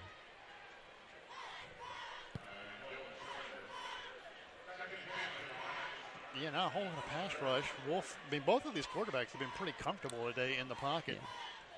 But, you know, get your hands up if you can't get in there. Second down. Going deep again. That's probably going to get a flag, and it does. Trying to go to Marquez Bell. It's going to be a flag on the defensive back, Pass Derek interference. Canteen. Defense number 13. 15-yard penalty. Automatic first down. That's a huge penalty right now. That's a big one, and it's a man-to-man matchup. They're not afraid to go man-to-man, and Canteen just a little too much. Sometimes you get away with a grab, but if you have a little push action, you're not going to usually get away with that one. Anytime you get the hands extended, that's a flag right away. So the ball moves up to the 45-yard line of Old Dominion. New set of downs. Take a single high man here. See if they go downtown again. A lot of pressure. Wolf avoids it. Gets a pass complete. And there's Bell again. Bell. We got a penalty coming back. 2 penalties on the other side. Actually, that's Javon Harvey making the catch. Thought it was Bell coming across, but then the flags just flew everywhere. And it looked like it was behind the play, an unnecessary block. Yeah. It's going to be a spot foul, so they're going to get some yards out of this. It'll be from where the, unless they're going to call an interference call. But I don't think there would be any interference on it. You know, that's what I don't know. Personal foul, illegal blindside block, offense number 9. 15-yard penalty, replay first down. So it should be from the spot, but that's the blocking back towards the line of scrimmage. They put more emphasis on that. Yeah. So they do get something out of it, but it's not the big gain that they were hoping for.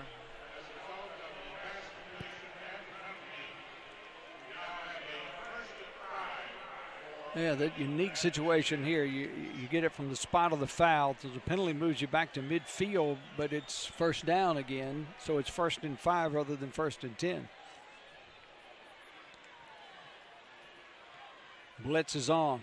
Wolf across the middle. Wicks has it open. Gets past the first person, and then the second one he can't outrun. You bring the blitz and they don't get home. That's what happens. Yep. It's a good job of picking it up.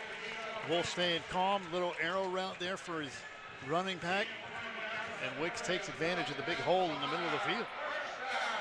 Keyshawn Wicks with his 8th reception of the year. Monarchs moving. They've done it through the air here in the second half. Completely.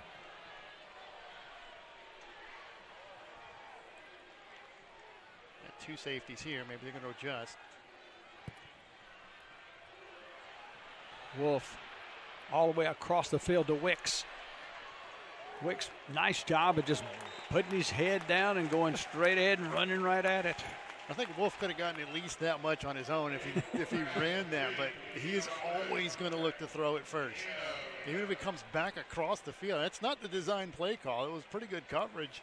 Yeah. I mean, it's pretty good vision, but other quarterbacks, they might take off with that and get a good chunk of yardage. Second down, about 2.5, 3 to go, and DJ Mack has checked in at quarterback. Like this one. 2 backs. He's going to throw, drop the ball. Ball's on the ground. Bunch of people on top of the football, not sure who's got it.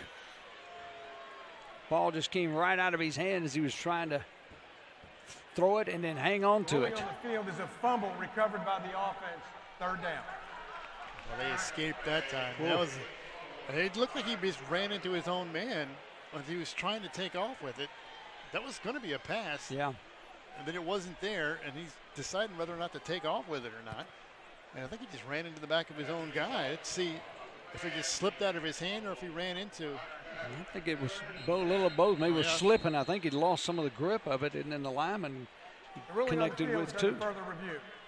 All right, so they're going to review this to see if his hand is going forward, and maybe they'll look out and get it in completion, which would gain him a few yards.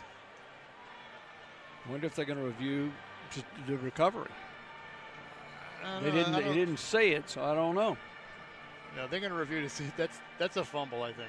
I do too. I think it's fumble all the way. Let's watch the hand as they're going forward. So he's looking downfield. His first read, yeah, he's trying to pump that, and it just slipped right out. Slipped right out of his hands. Yeah, it did completely. That's what I thought happened, but I'm glad the video shows that because that's where I thought it happened. No, I think he slipped out of his hands after he had finished the forward motion. That's, correct. Tuck rule, and he's kind of bringing it down. So that should be a fumble. It's going to cost him a few yards.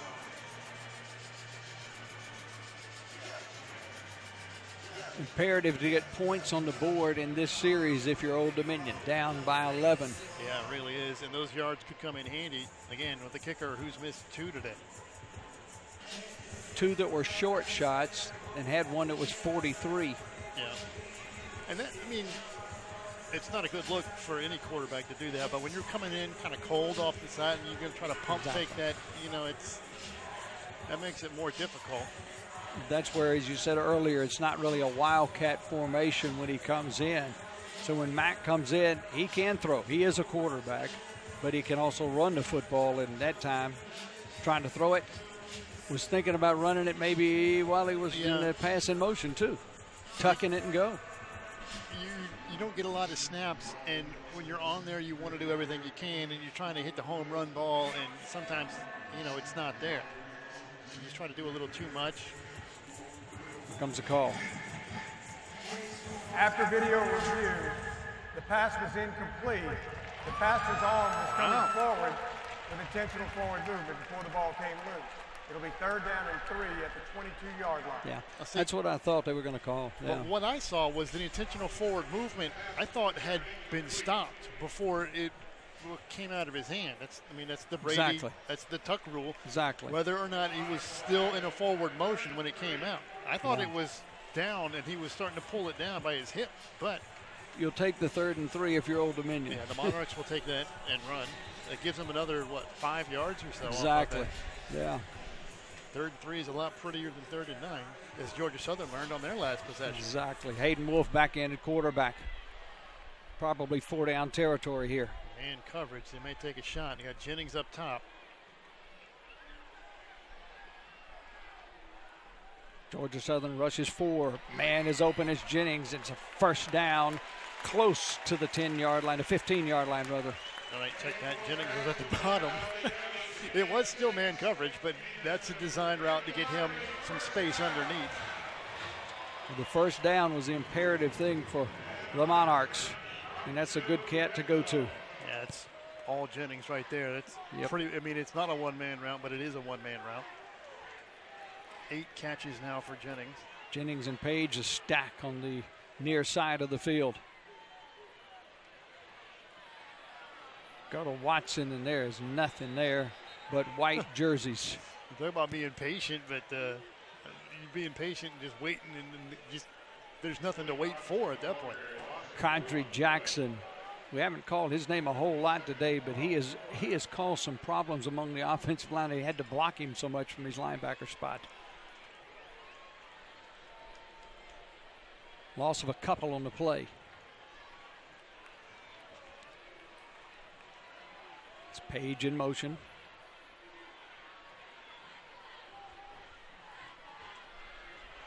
Looking toward the end zone. Jennings just out of the outstretched hands.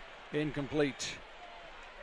That would have been a great catch. It was a pretty good throw. He put it where he had to put it, but it was going to be a great catch. I thought he had a couple underneath options as well, but he was zeroed in on the back pylon in the end zone. Yeah. That was very close. It would have been a great catch. Jennings comes out on this third down. And 12 to go.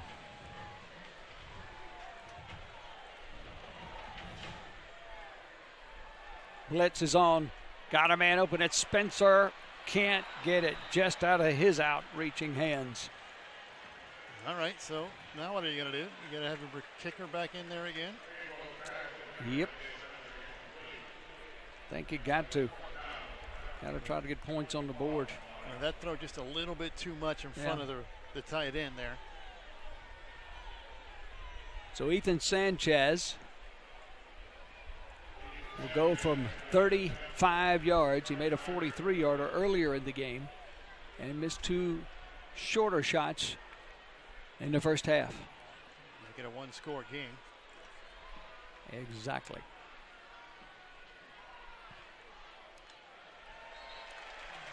And it's good. Yep. Right down Main Street.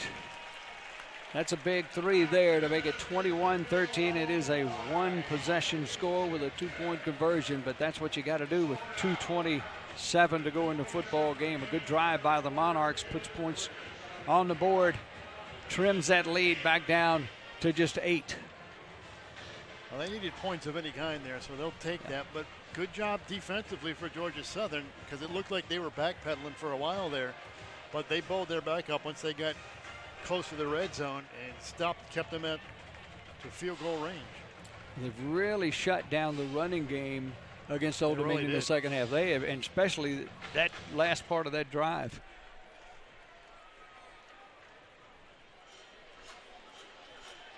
So Old Dominion will be kicking off. Watson has 97 yards rushing, and most of that came in the first quarter. It did, absolutely. He had a couple of long runs in the first quarter. He's got 97. He had 95 at halftime. There you go. And again, most of that even was in the first quarter. So Georgia Southern has done a great job of shutting down those running lanes. The run fits have been very good for Georgia Southern. They have not been good for Old Dominion. That's sort of been the difference in the ground games. Kick from Dominic Sues going to the end zone. Yeah, 191 yards on the ground for Georgia Southern. You don't remember the old days of Georgia Southern football. Back in the 80s. No, yeah, I'm going way back in the 80s, well, 90s. They didn't switch out of the triple option until they made somewhere around the time when they made that jump. Exactly. To FBS. Yeah. But it was 3 yards in a cloud of dust, but the dust was always good. Yeah. They would grind you to a pace, but that B-back dive, A-back dive. Paul Johnson ran that thing like crazy to get to Georgia Tech, had some success there. Dominic Swope. Yeah. O.J. Arnold in it, running back. That freshman has really showed us something today. He's pretty good football play. Marcus Haynes making the stop, but you got to think that Arnold down the road, he's a freshman, true freshman in there. I don't think they have gone backward on a play at all today. A rushing play. I don't think they've lost anything on the ground. Everything is going forward. I think you are correct. I don't remember that either. Still the 3-man front though. Cycle, the ball hit the quarterback, Van Treese, right in the head, and he had to dive to get on it. It stunned him when it hit him. He was not looking anywhere close to that. Logan Langemeyer's snap was just wasn't when anybody was ready, it didn't look like. Langemeyer, 7 starts this season, but he's a senior. He's got some experience, but miscommunication on that one. Now you got the crowd coming into it. Now you got 3rd and 10, crowd coming up. A lot of blue shirts on the line of scrimmage, looking like the blitz is coming.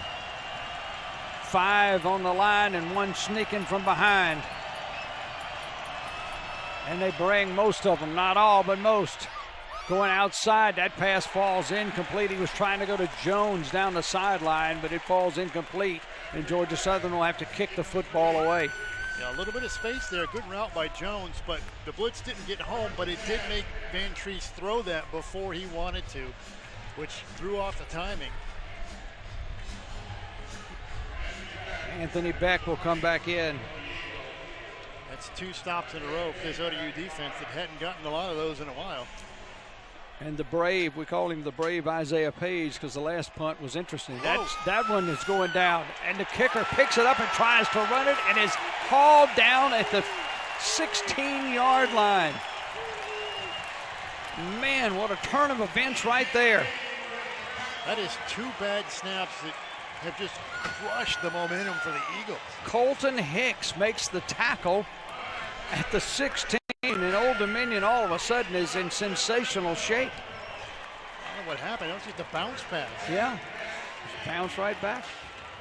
But he decided to try to run it. I mean, no other choice, yeah. I mean, that's a big kicker. It's a big punter. 6'4", 245 is Anthony Beck, but that doesn't mean he's very fast.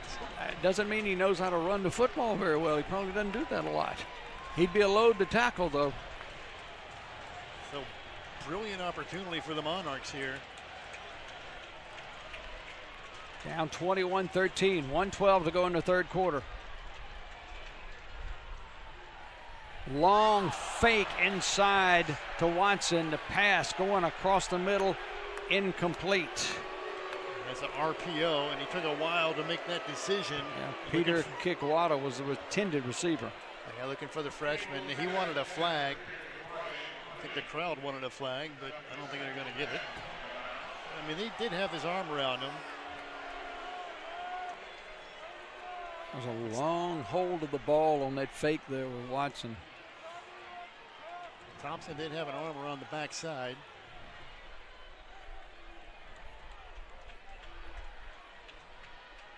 Second down. Across the middle, but behind Jennings, and he couldn't bring it in with the backhand. Yeah, that one was forced in there a little bit. It's almost too much time. Yeah. He could have gotten that out to the flats. I think Watson had a little more space, but he's trying to find. Sometimes that's the fault. He tries to find Jennings and tries to force it into him sometimes when there are other options. So now you got third down and 10. 2 straight passes. Kind of moving away from the run game on this series.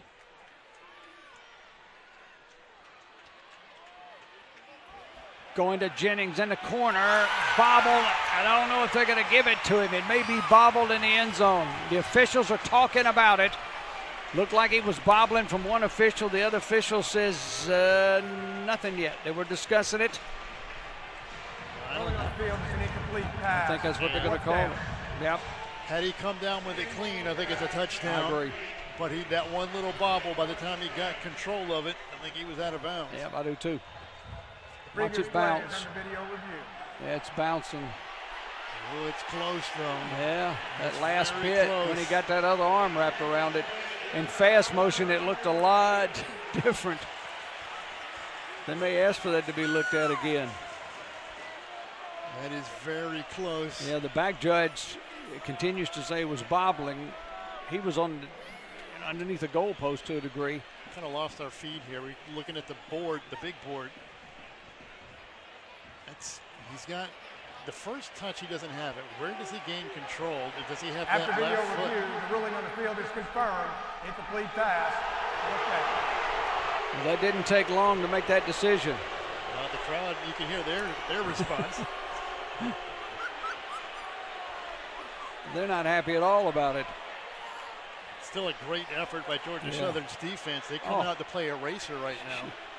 Absolutely. So Ethan Sanchez will try again. Another field goal attempt, this one from 33 yards. He just hit one a moment ago to trim the lead to 5.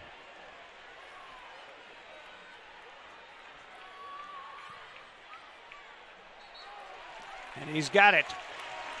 So back-to-back field goals from Sanchez. He's trimmed it down with 51 seconds to go. Points on the board, important if you're Old Dominion, but boy, you got to feel if you're the Georgia Southern folks, you dodged a bullet there. Yeah, you did. Great job by their defense, though. I mean, they had to be erasers and come out and take that bad snap away. And they limited the damage right there. Your Old Dominion, again, finish. Finish is the name of this game for them, and they have not done it yet. And you said it was 2 bad snaps consecutively for Georgia Southern. One hit the quarterback, had to recover.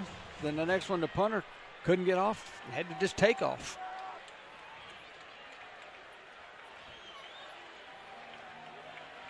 Well, all the momentum, though, is still with the guys in the light blue right now. It is at the moment for sure.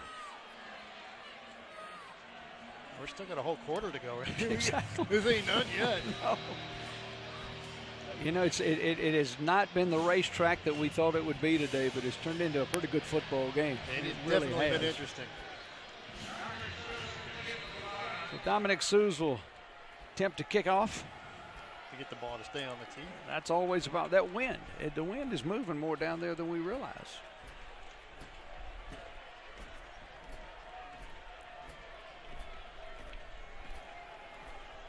He's kicked it into the direction of Arnold. It's at the top of the screen all afternoon. And that one is short enough where Arnold's going to have to fair catch it in there without the fair catch, just bringing it home.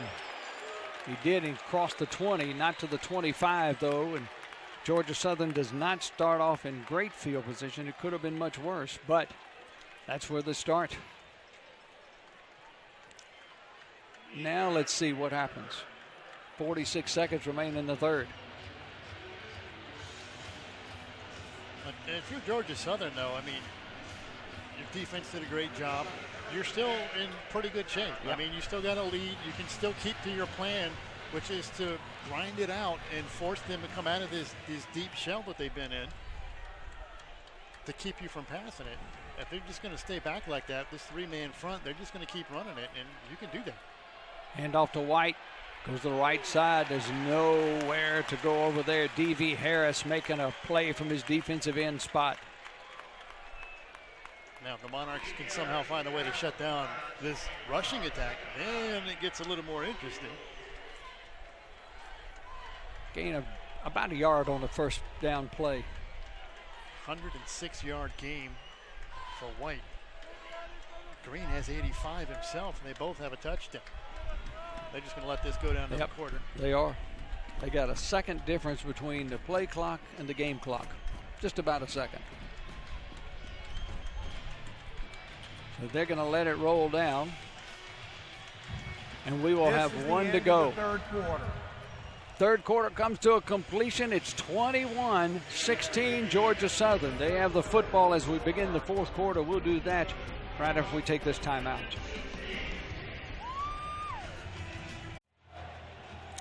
The final 15, we're glad you're joining us. Along with Andy Mashah, I'm Chip Tarkett, and our spotter today is Jeff Lethbridge. 21-16, 15 minutes to go. Georgia Southern leading. Thought it was going to be a close one, and it is. Just not quite the way we thought it was going to be. We were expecting some more points, but we'll take some good defense.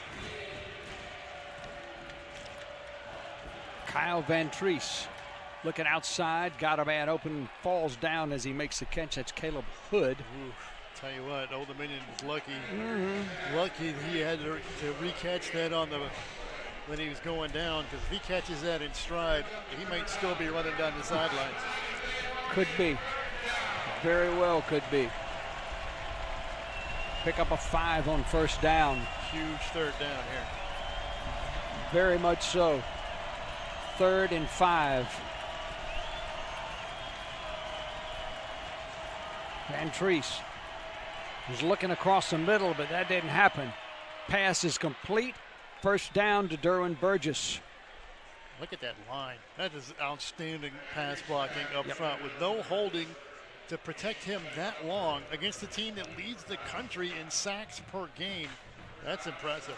The other thing you are impressed with Van Treese, he just moved himself a little bit out of the pocket to find an opening. No sacks, and they really haven't been close. The closest one they got was a 2-yard gain by Van Treese. First down, Eagles at their own 36-yard line. Sweep play to the left side. Jalen White just keeps banging and banging and banging forward all day long.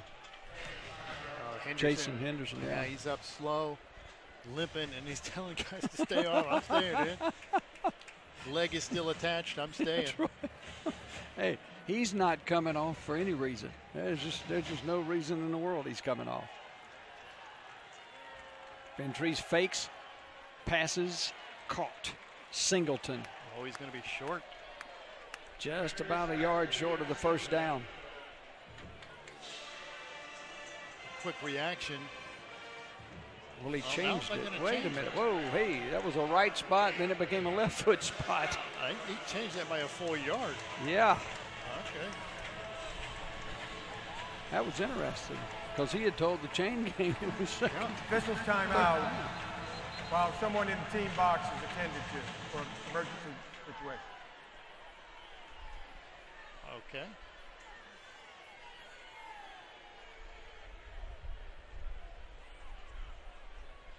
Injury on the sideline. Let's see who that is. I mean, it's way into the sideline. Yeah, yeah.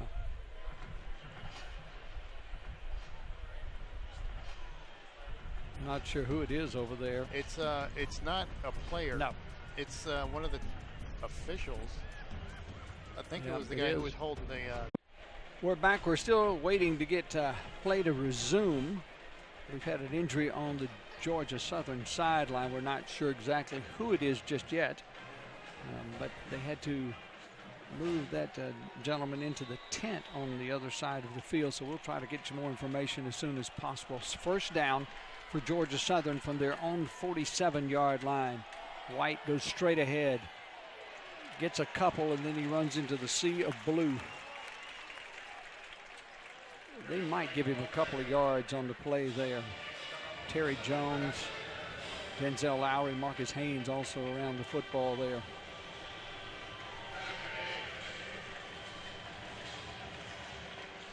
Second and 8, and there's no hurry out of the Georgia Southern offense right now with a 5-point lead.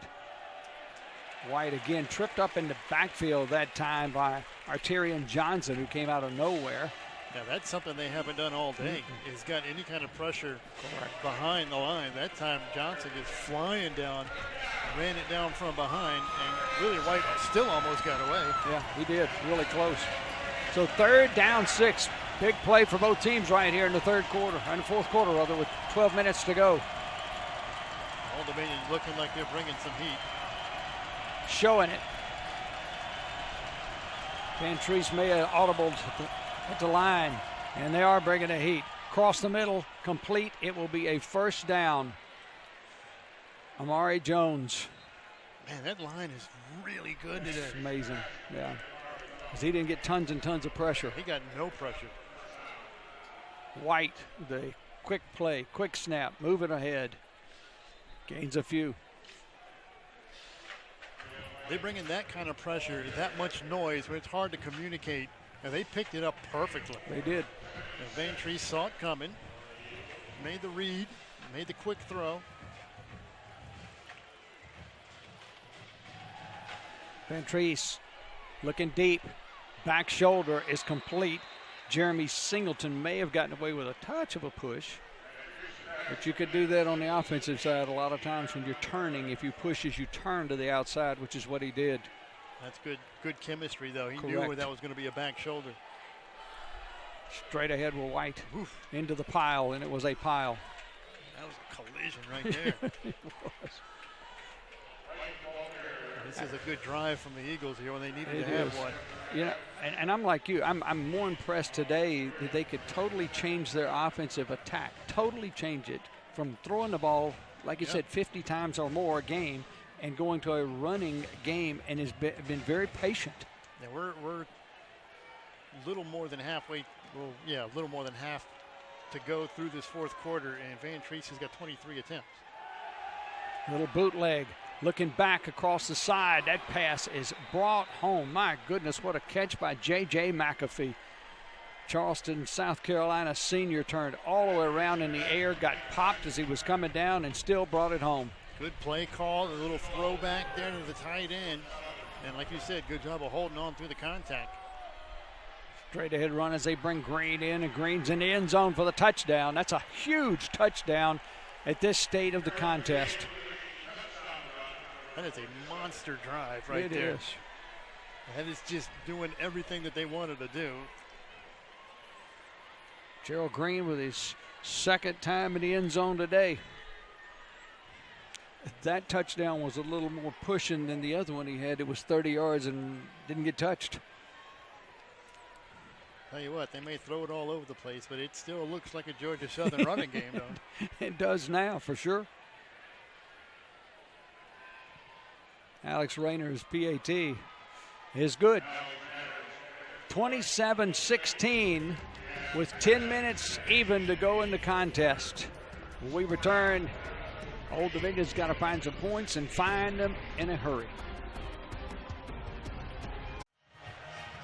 Well, you have to be impressed with Georgia Southern today. Coach Clay Helton, he knows what he's doing. You don't coach at Southern Cal if you don't know what you're doing.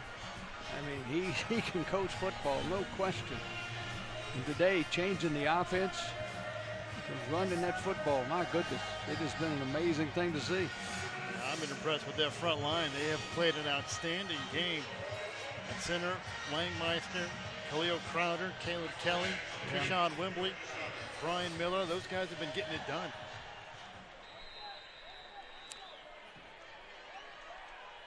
Michael Lance with the ball on the tee. 10 minutes to go. The lead is 12. Little pooch again. Fair catch called for. And that's happened 4 times today, the shorter kick. Bringing it in. Keeping Old Dominion from running back a kick. My word we gotten from the injury was it is an official, but it's not a referee. It's a penalty counter. It's the guy who keeps track of the penalties. Who's on the sidelines. Got caught up in the wash. I'm glad you got that one because I want to know who it was. Don't know the name yet, but that's who the injury was. We had the timeout for a little while ago. Old Dominion starts from their own 26-yard line. Wolf gonna have to pass it now in and out of the hands of Isaiah Page, and Georgia Southern says they've got the interception, and that is exactly the call. Justin Birdsong is gonna get the interception on the bounce off the top. Defense for a first down. Guessing we're gonna get a look at this one, but that's a heck of a catch if he pulled it in. Yeah. And it may be very close to a game sealer. If he's got that, it is going to be very close. Ball tipped out of the hands of Page. It went up in the air. Previous play is under video review. Birdsong, a 5th-year senior, may have him one. I mean, that's not a great throw, but it's definitely one that if you talk to Isaiah Page, I'm pretty sure he's going to say he should have brought down. Yep. See if we get a look at it. I'm going to get a look at it on the big board anyway, here on the video board at the stadium.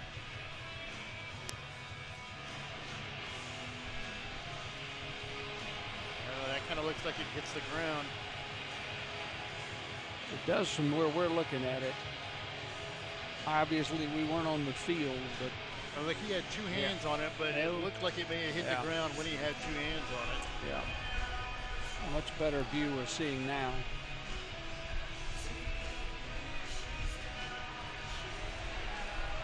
That hits the ground. Yeah, it does touch the ground for sure.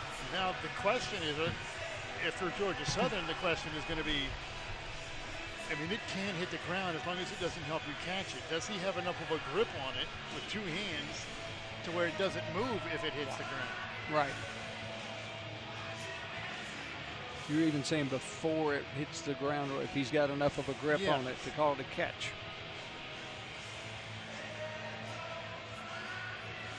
Remember, the ruling on the field was interception. That's always something. That's also critical. Very critical. It looks like it definitely hits the ground. I just don't know if it moved at all when he hit the ground or if he was pulling it up. Used to be that in the grasp. You remember hearing that all the time? Everything was in the grasp. After video review, the pass was incomplete. The player lost control of the ball before it hit the ground. It'll be 2nd down and 10 at the 27-yard line. Partner, you all over that one.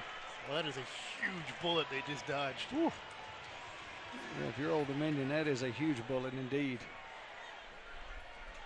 It was close, though. I mean, it was like you couldn't fit a dime between that ball and when his hands grabbed it, between the ball and the ground when he had two hands on it. Whew. So it's now it's 2nd down. Georgia Southern kind of ran a late blitz with a linebacker. Wolf is going to run it, tucks it under, and has the 1st down. And it took a crowbar to get him out of that pocket, but he finally did it. But he had lots of space. Yeah, he did. Well, he's not the one that is, running the ball much. Just let him throw it. He's got to do it just enough, though. Exactly. I mean, that was wide open. It was. And he picked up the yardage. At this stage of the game, you just got to do what you got to do to win. Across the middle. And that ball is caught. Did not hear a whistle, so the receiver just jumped right up and kept going. That was Isaiah Page. Yeah, he came down on top of a defender and never hit the ground. Wasn't a whistle. Everybody assumed there was. Isaiah said, I didn't touch the ground. Pickup of 6.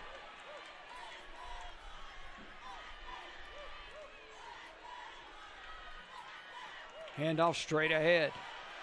Look at Watson just shucking and driving and trying to find something of a big gain, and he does. Well, gets into territory. There. That was just waiting for it to develop, waiting, and he cuts in between. Finally gets that block, reads it well, cuts inside of the block, and gets the 1st down. He does that so well. It's the longest run he's had in a while. Yeah, it is. Almost at the 47-yard line of Georgia Southern. Clock continuing to be a factor down. Wolf outside, the pass is complete and straight down. That goes Granger. Granger continues to be impressive as a freshman.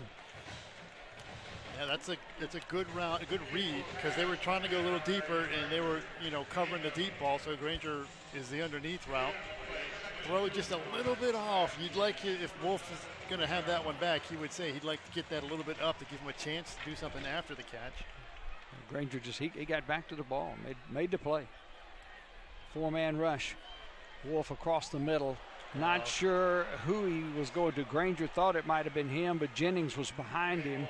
Yeah, that's a little bit of a scissors route on the outside, trying to cross him up, and that one was forced. They were all over Jennings that time. He did have Granger on the underneath route that was open, but again, that's Wolf, getting tunnel vision on 0. We've got a player down for Georgia Southern. I'm not sure if it was a cramp or something, but that's Najee Thompson, who just went down. Thompson's had a busy day today. Oh, my goodness, he has. Oh. Some of the crowd crumbling, but no, this one, they don't want to give ODU time to rethink their 3rd down. Take a break. We'll come back. Stay with us.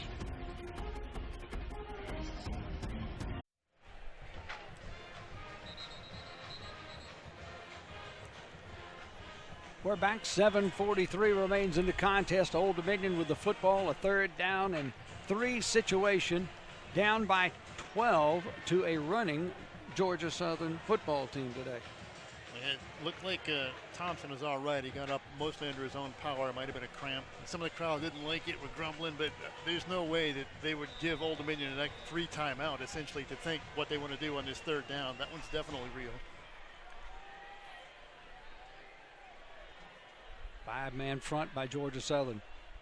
Pass is in and out of the hands. Almost had it. He was going to Isaiah Spencer, but it falls incomplete. This is probably 4-down territory, though. Gotta be. That was a pretty good throw there. He almost threaded that needle. This is going to be clutch right here. 4th down, 3 yards to go from the 40-yard line of Georgia Southern, trailing by 12. Old Dominion got to make something happen right now. Wolf steps up. Flag is down. Another flag is down. Flags are everywhere. The pass, whether they call it complete or not. I think he caught that. I think he caught it too, but there's no indication. We just got flags on the ground. I can't tell. Well, one I think is going to be a holding in Old Dominion's backfield. The other one, I don't know. They might be offsetting if it's a interference call, or they might get interference on Jennings for pushing off. Could be. Either way, yeah. There were fouls by both teams. Holding, defense number 20. Holding, offense number 53. Those fouls offset. Replay 4th down. All right, so there you go. So Seth Robertson was the one, like you said, could have been a pass interference. So we're calling a holding against Jennings. So we'll go back and reset.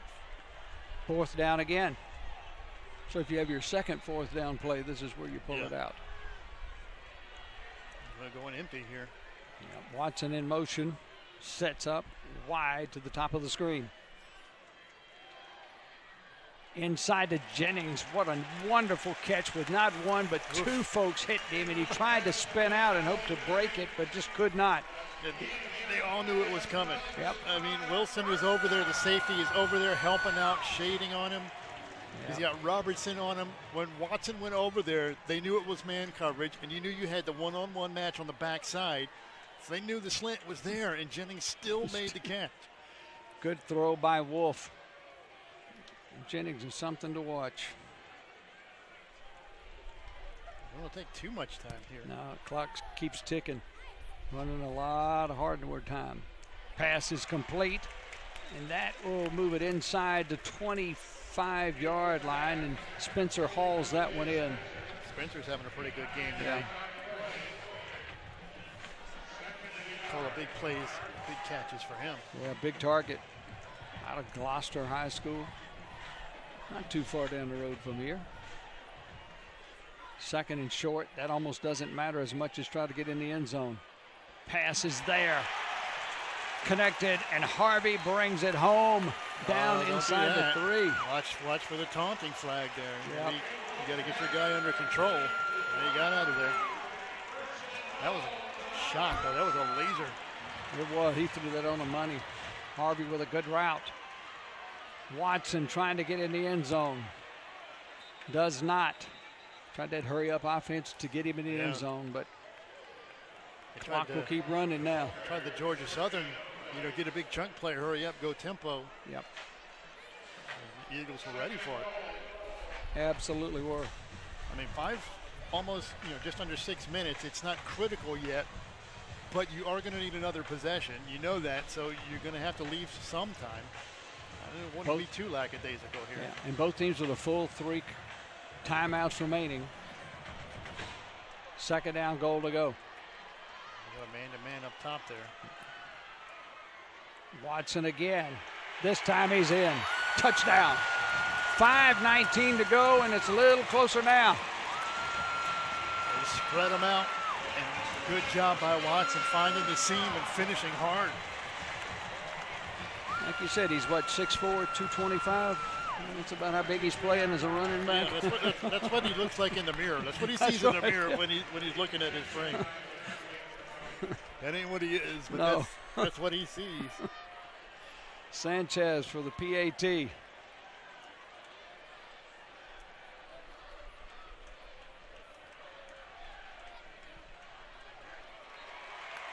And the lead is 5. We've got a flag down on the other side of the field. All sides, it looks like, against Georgia Southern. That will be taken off. So it's a 5-point lead as we come back with 5:19 remaining in the football game. Georgia Southern on top by a 28-23 count. Defense, number 6.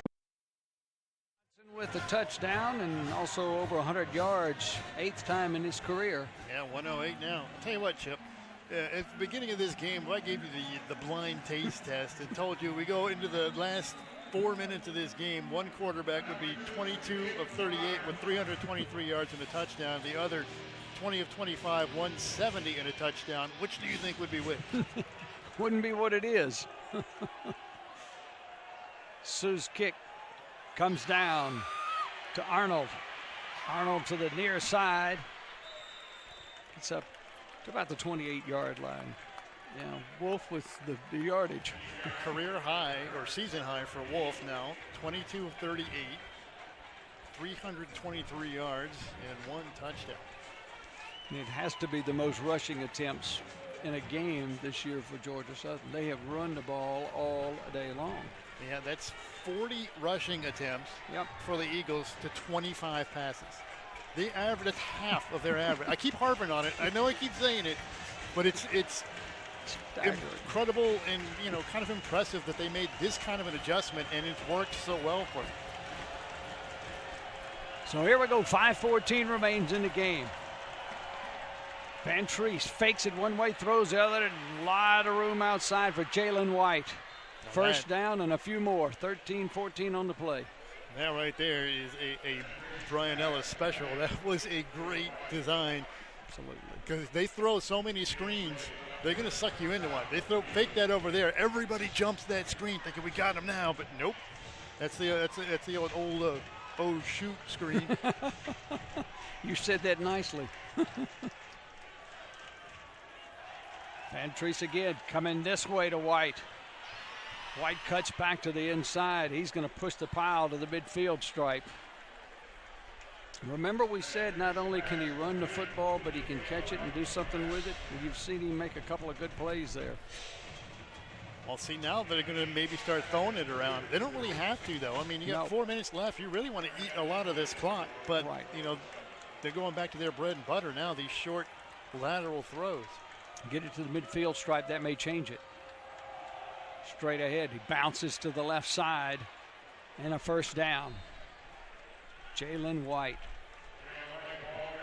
And the Monarch is slow to get up on the field. Like Jones. Terry Jones, yeah. And now the clock becomes imperative. Both teams with 3 timeouts. That clock is a concern, but really football is more of a concern. They need to get the ball to the Monarchs, and because it's a 5-point lead, you can give up a field goal if you have to. Keep it at a 1 possession. Gerald Green in the game at the running back spot. Takes the handoff. Here's that 3-4 yards again. Tyree Bibby making the tackle. As many times. ODU. Old Dominion takes their first time out with 3:28. As many times as they run it, the average per rush is still up there. It's 4.9. It's almost 5 yards a carry. In fact, it is now 5 yards a carry after that one. That's hard to believe, isn't it? They've just been pounding the rock today. Yeah, totally. They thought they'd get away from the triple option stuff. No. And throwing the ball with all the success so far, all the receivers who could catch and do things with it, but to totally come in and almost reinvent your wheel to some degree.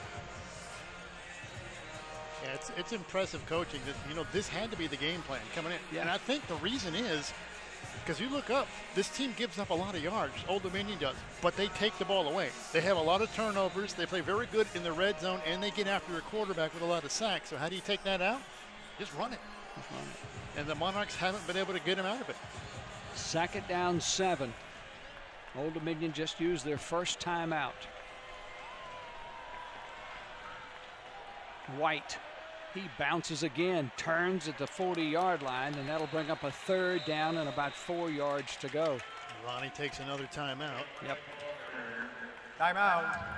ODU, their second. It'll be 30 seconds. Well, I wouldn't say this is quite the ball game yet, but it's getting pretty close. 3rd down, and what are they going to call this, 3? Yeah, I think so. Yep. About 3. Hard part is, if you're Georgia Southern, this is your, I mean, you get the entire playbook open. You get 2 playbooks open for this call. You do, and here's the other side. As gutsy as they've been today, as the Georgia Southern offense has been, you could think 2 down, 4 down territory right now. You really could, because if you get that 1st down, ODU's got 1 timeout left. Yeah, you don't have to pick it up on here. You just have to not go backwards here. Correct. Absolutely. And ODU can't sell out for the run. No. Stack the box, because then you go man-to-man on the outside and throw it up. 3rd down, 3 to go. A little bit of an option, and Van Treese keeps it. Oh, my goodness. Kyle Van Treese kept it on an option and dove down. Let's see where the mark is. I think he just got it. I think he's right there. He got a good spot, but it looked Maybe like where not. he fell. It's close. Oh, it's 4th down. Yeah, I think it is where they moved it back. They may take a measurement here. I think they're going to. I thought he got it when I watched it live. I did too.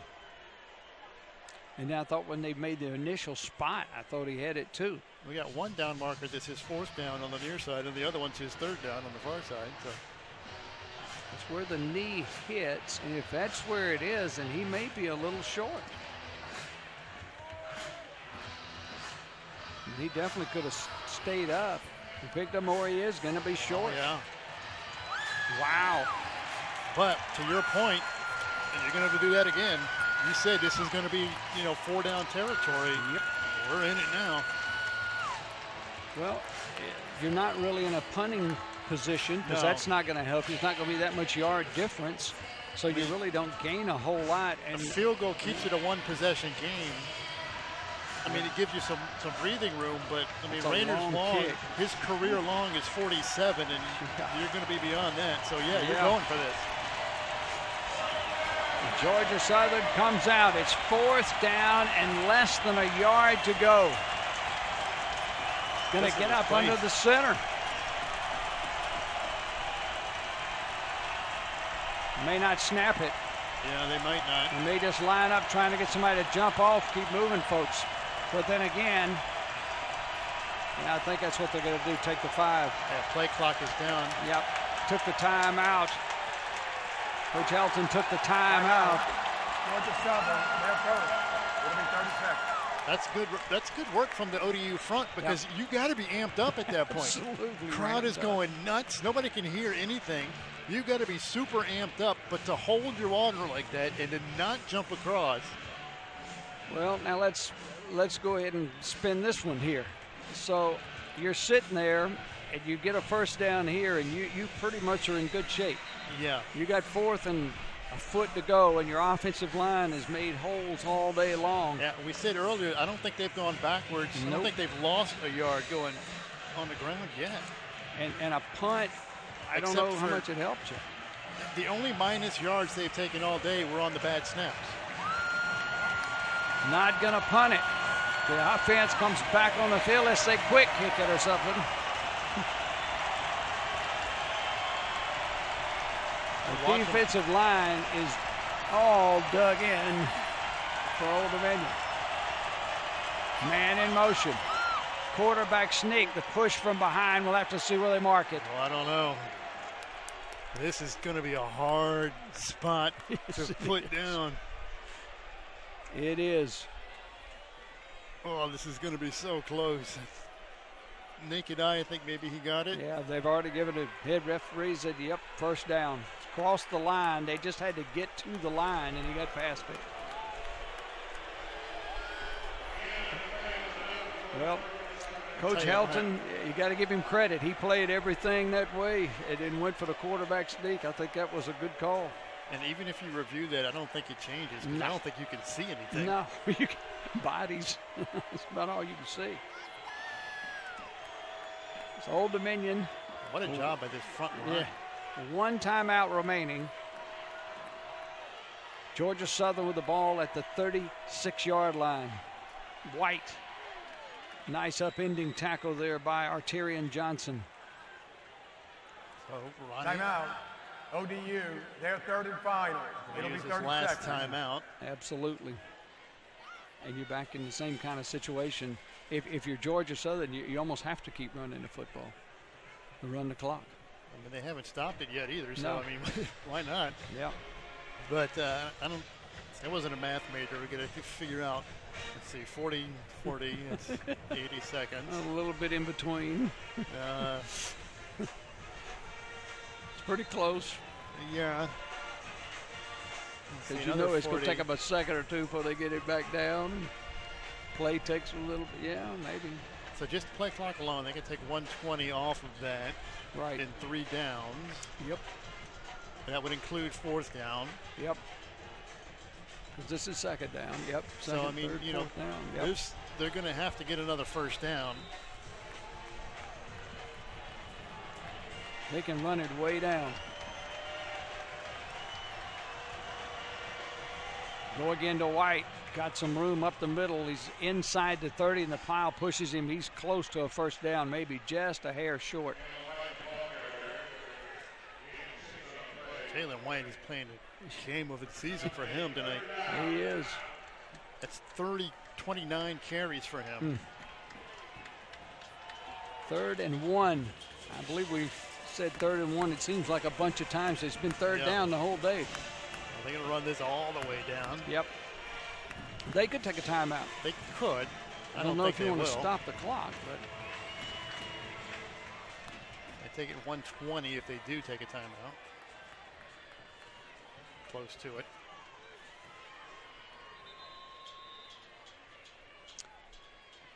and that's Timeout. exactly what happens. Georgia Southern, they're second.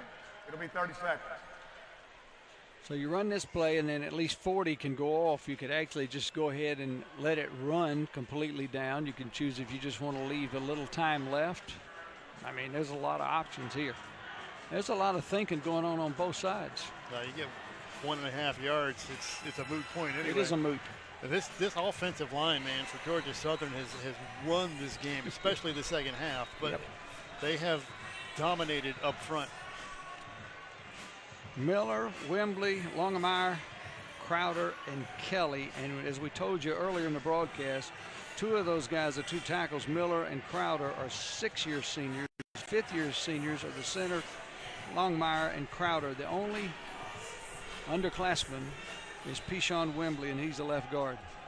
140 yards for White, 91 for Green. They give it to White. Stopped in the backfield, but he kept moving. I still think he's shy of the first down. Yeah, I think that's pretty much a stalemate right there.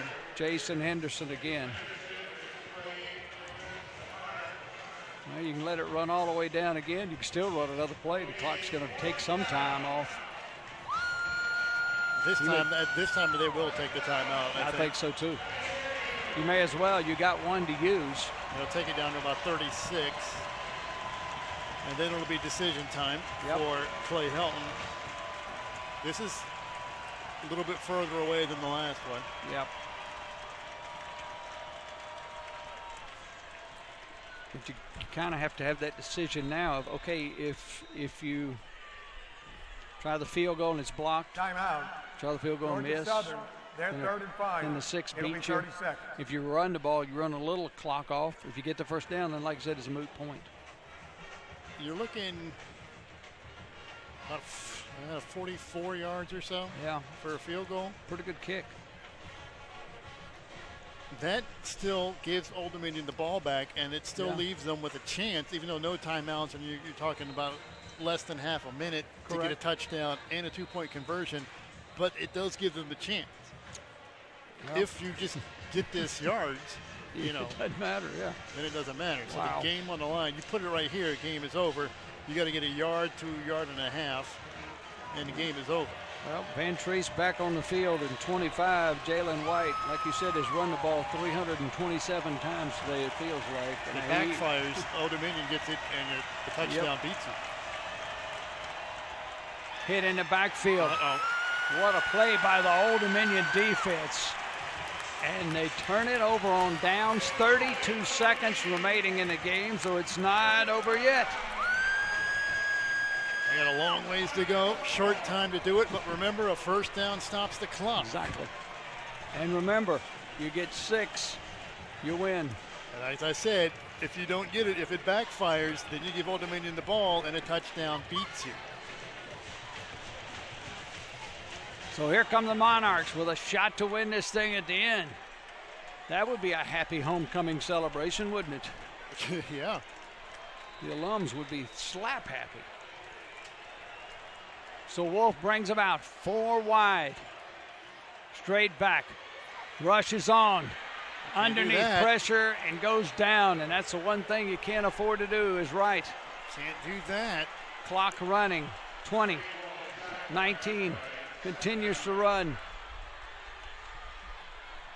Slams it down at 13 seconds.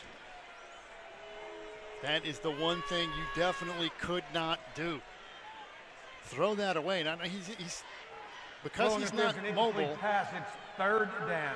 Because he's not mobile, he's still inside the tackle box. So it's got to be close to somebody. So you can't just throw it straight out of bounds. But you cannot sit there and take that sack. Nope. So it's third down. Whistles blowing all over the place. Spiking the ball was the Game second clock down. operator, please reset the game clock to 14 seconds. 14 seconds. Get another second there. So it goes from 13 to 14. No timeouts for Old Dominion. Ball's at their own 25-yard line. 75 yards from a win. Wolf throws it deep and it's out of bounds. I think he's definitely trying to go to Page, but I think he's trying to work that sidelines. 9 seconds to go, and now it's fourth down. And it's fourth and long, too. It's not just, 14. Yep. That's the only sack of the game of either side, and it's a killer.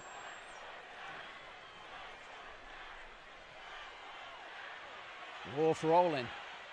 Pass is complete, but it will not get the first down. He caught Blake Watson with 1 tick remaining on the clock. Yeah, Wolf actually did try to get out of the pocket that time, but he rolled right into the pressure. I mean, he could have stayed in the pocket there. That time he rolled right into the Rolling rush. on the field as the runner was stopped short of the line of the game. The ball goes over on downs to Georgia Southern for a first down. So we've got a Monarch injured over there. I guess that, well, I don't want to guess who it is. Can't see a number. Look if you're looking at a leg, ankle.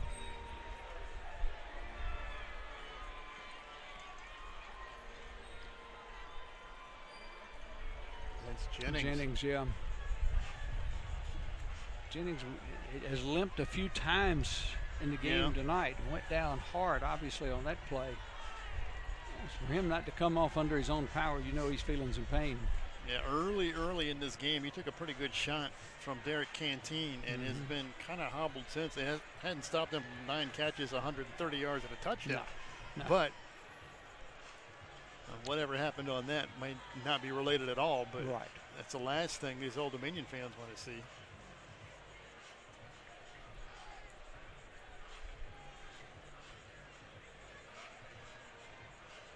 This is a good job of coaching and game preparation by Helton. Absolutely. 2 of the youngest staffs in America coaching. Old Dominion with the youngest, and Georgia Southern with the 4th youngest staffs coaching. And it was a clinic on both sides today. And the final zeros show up on the clock. 28-23, Georgia Southern takes the victory. Andy, you got any final comments before we wrap it up out of here? Again, great job coaching by Clay Helton and Brian Ellis, because you got to be hearing all week long about how they throw it all over the place, average 50 pass attempts a game. Vane-Treese is coming off a game he threw for 578 yards. And he did that in, 64 pass attempts. Today he had 27, and most of those came late. It's just a complete opposite of what you thought you were going to get, and it was a good game plan. It was brilliant. They stayed away from the sacks. They stayed away from the turnovers and interceptions, and they just ran the ball straight through a defense that had a hard time stopping the run. Thanks so much, Andy Mashaw, for being here with us today, and our thanks also to Jeff Leftwich. Good job of spotting. I'm Chip Tarkenton saying so long from Norfolk, where the final score once again is Old Dominion falling today by 27-23 count. All games on ESPN Network.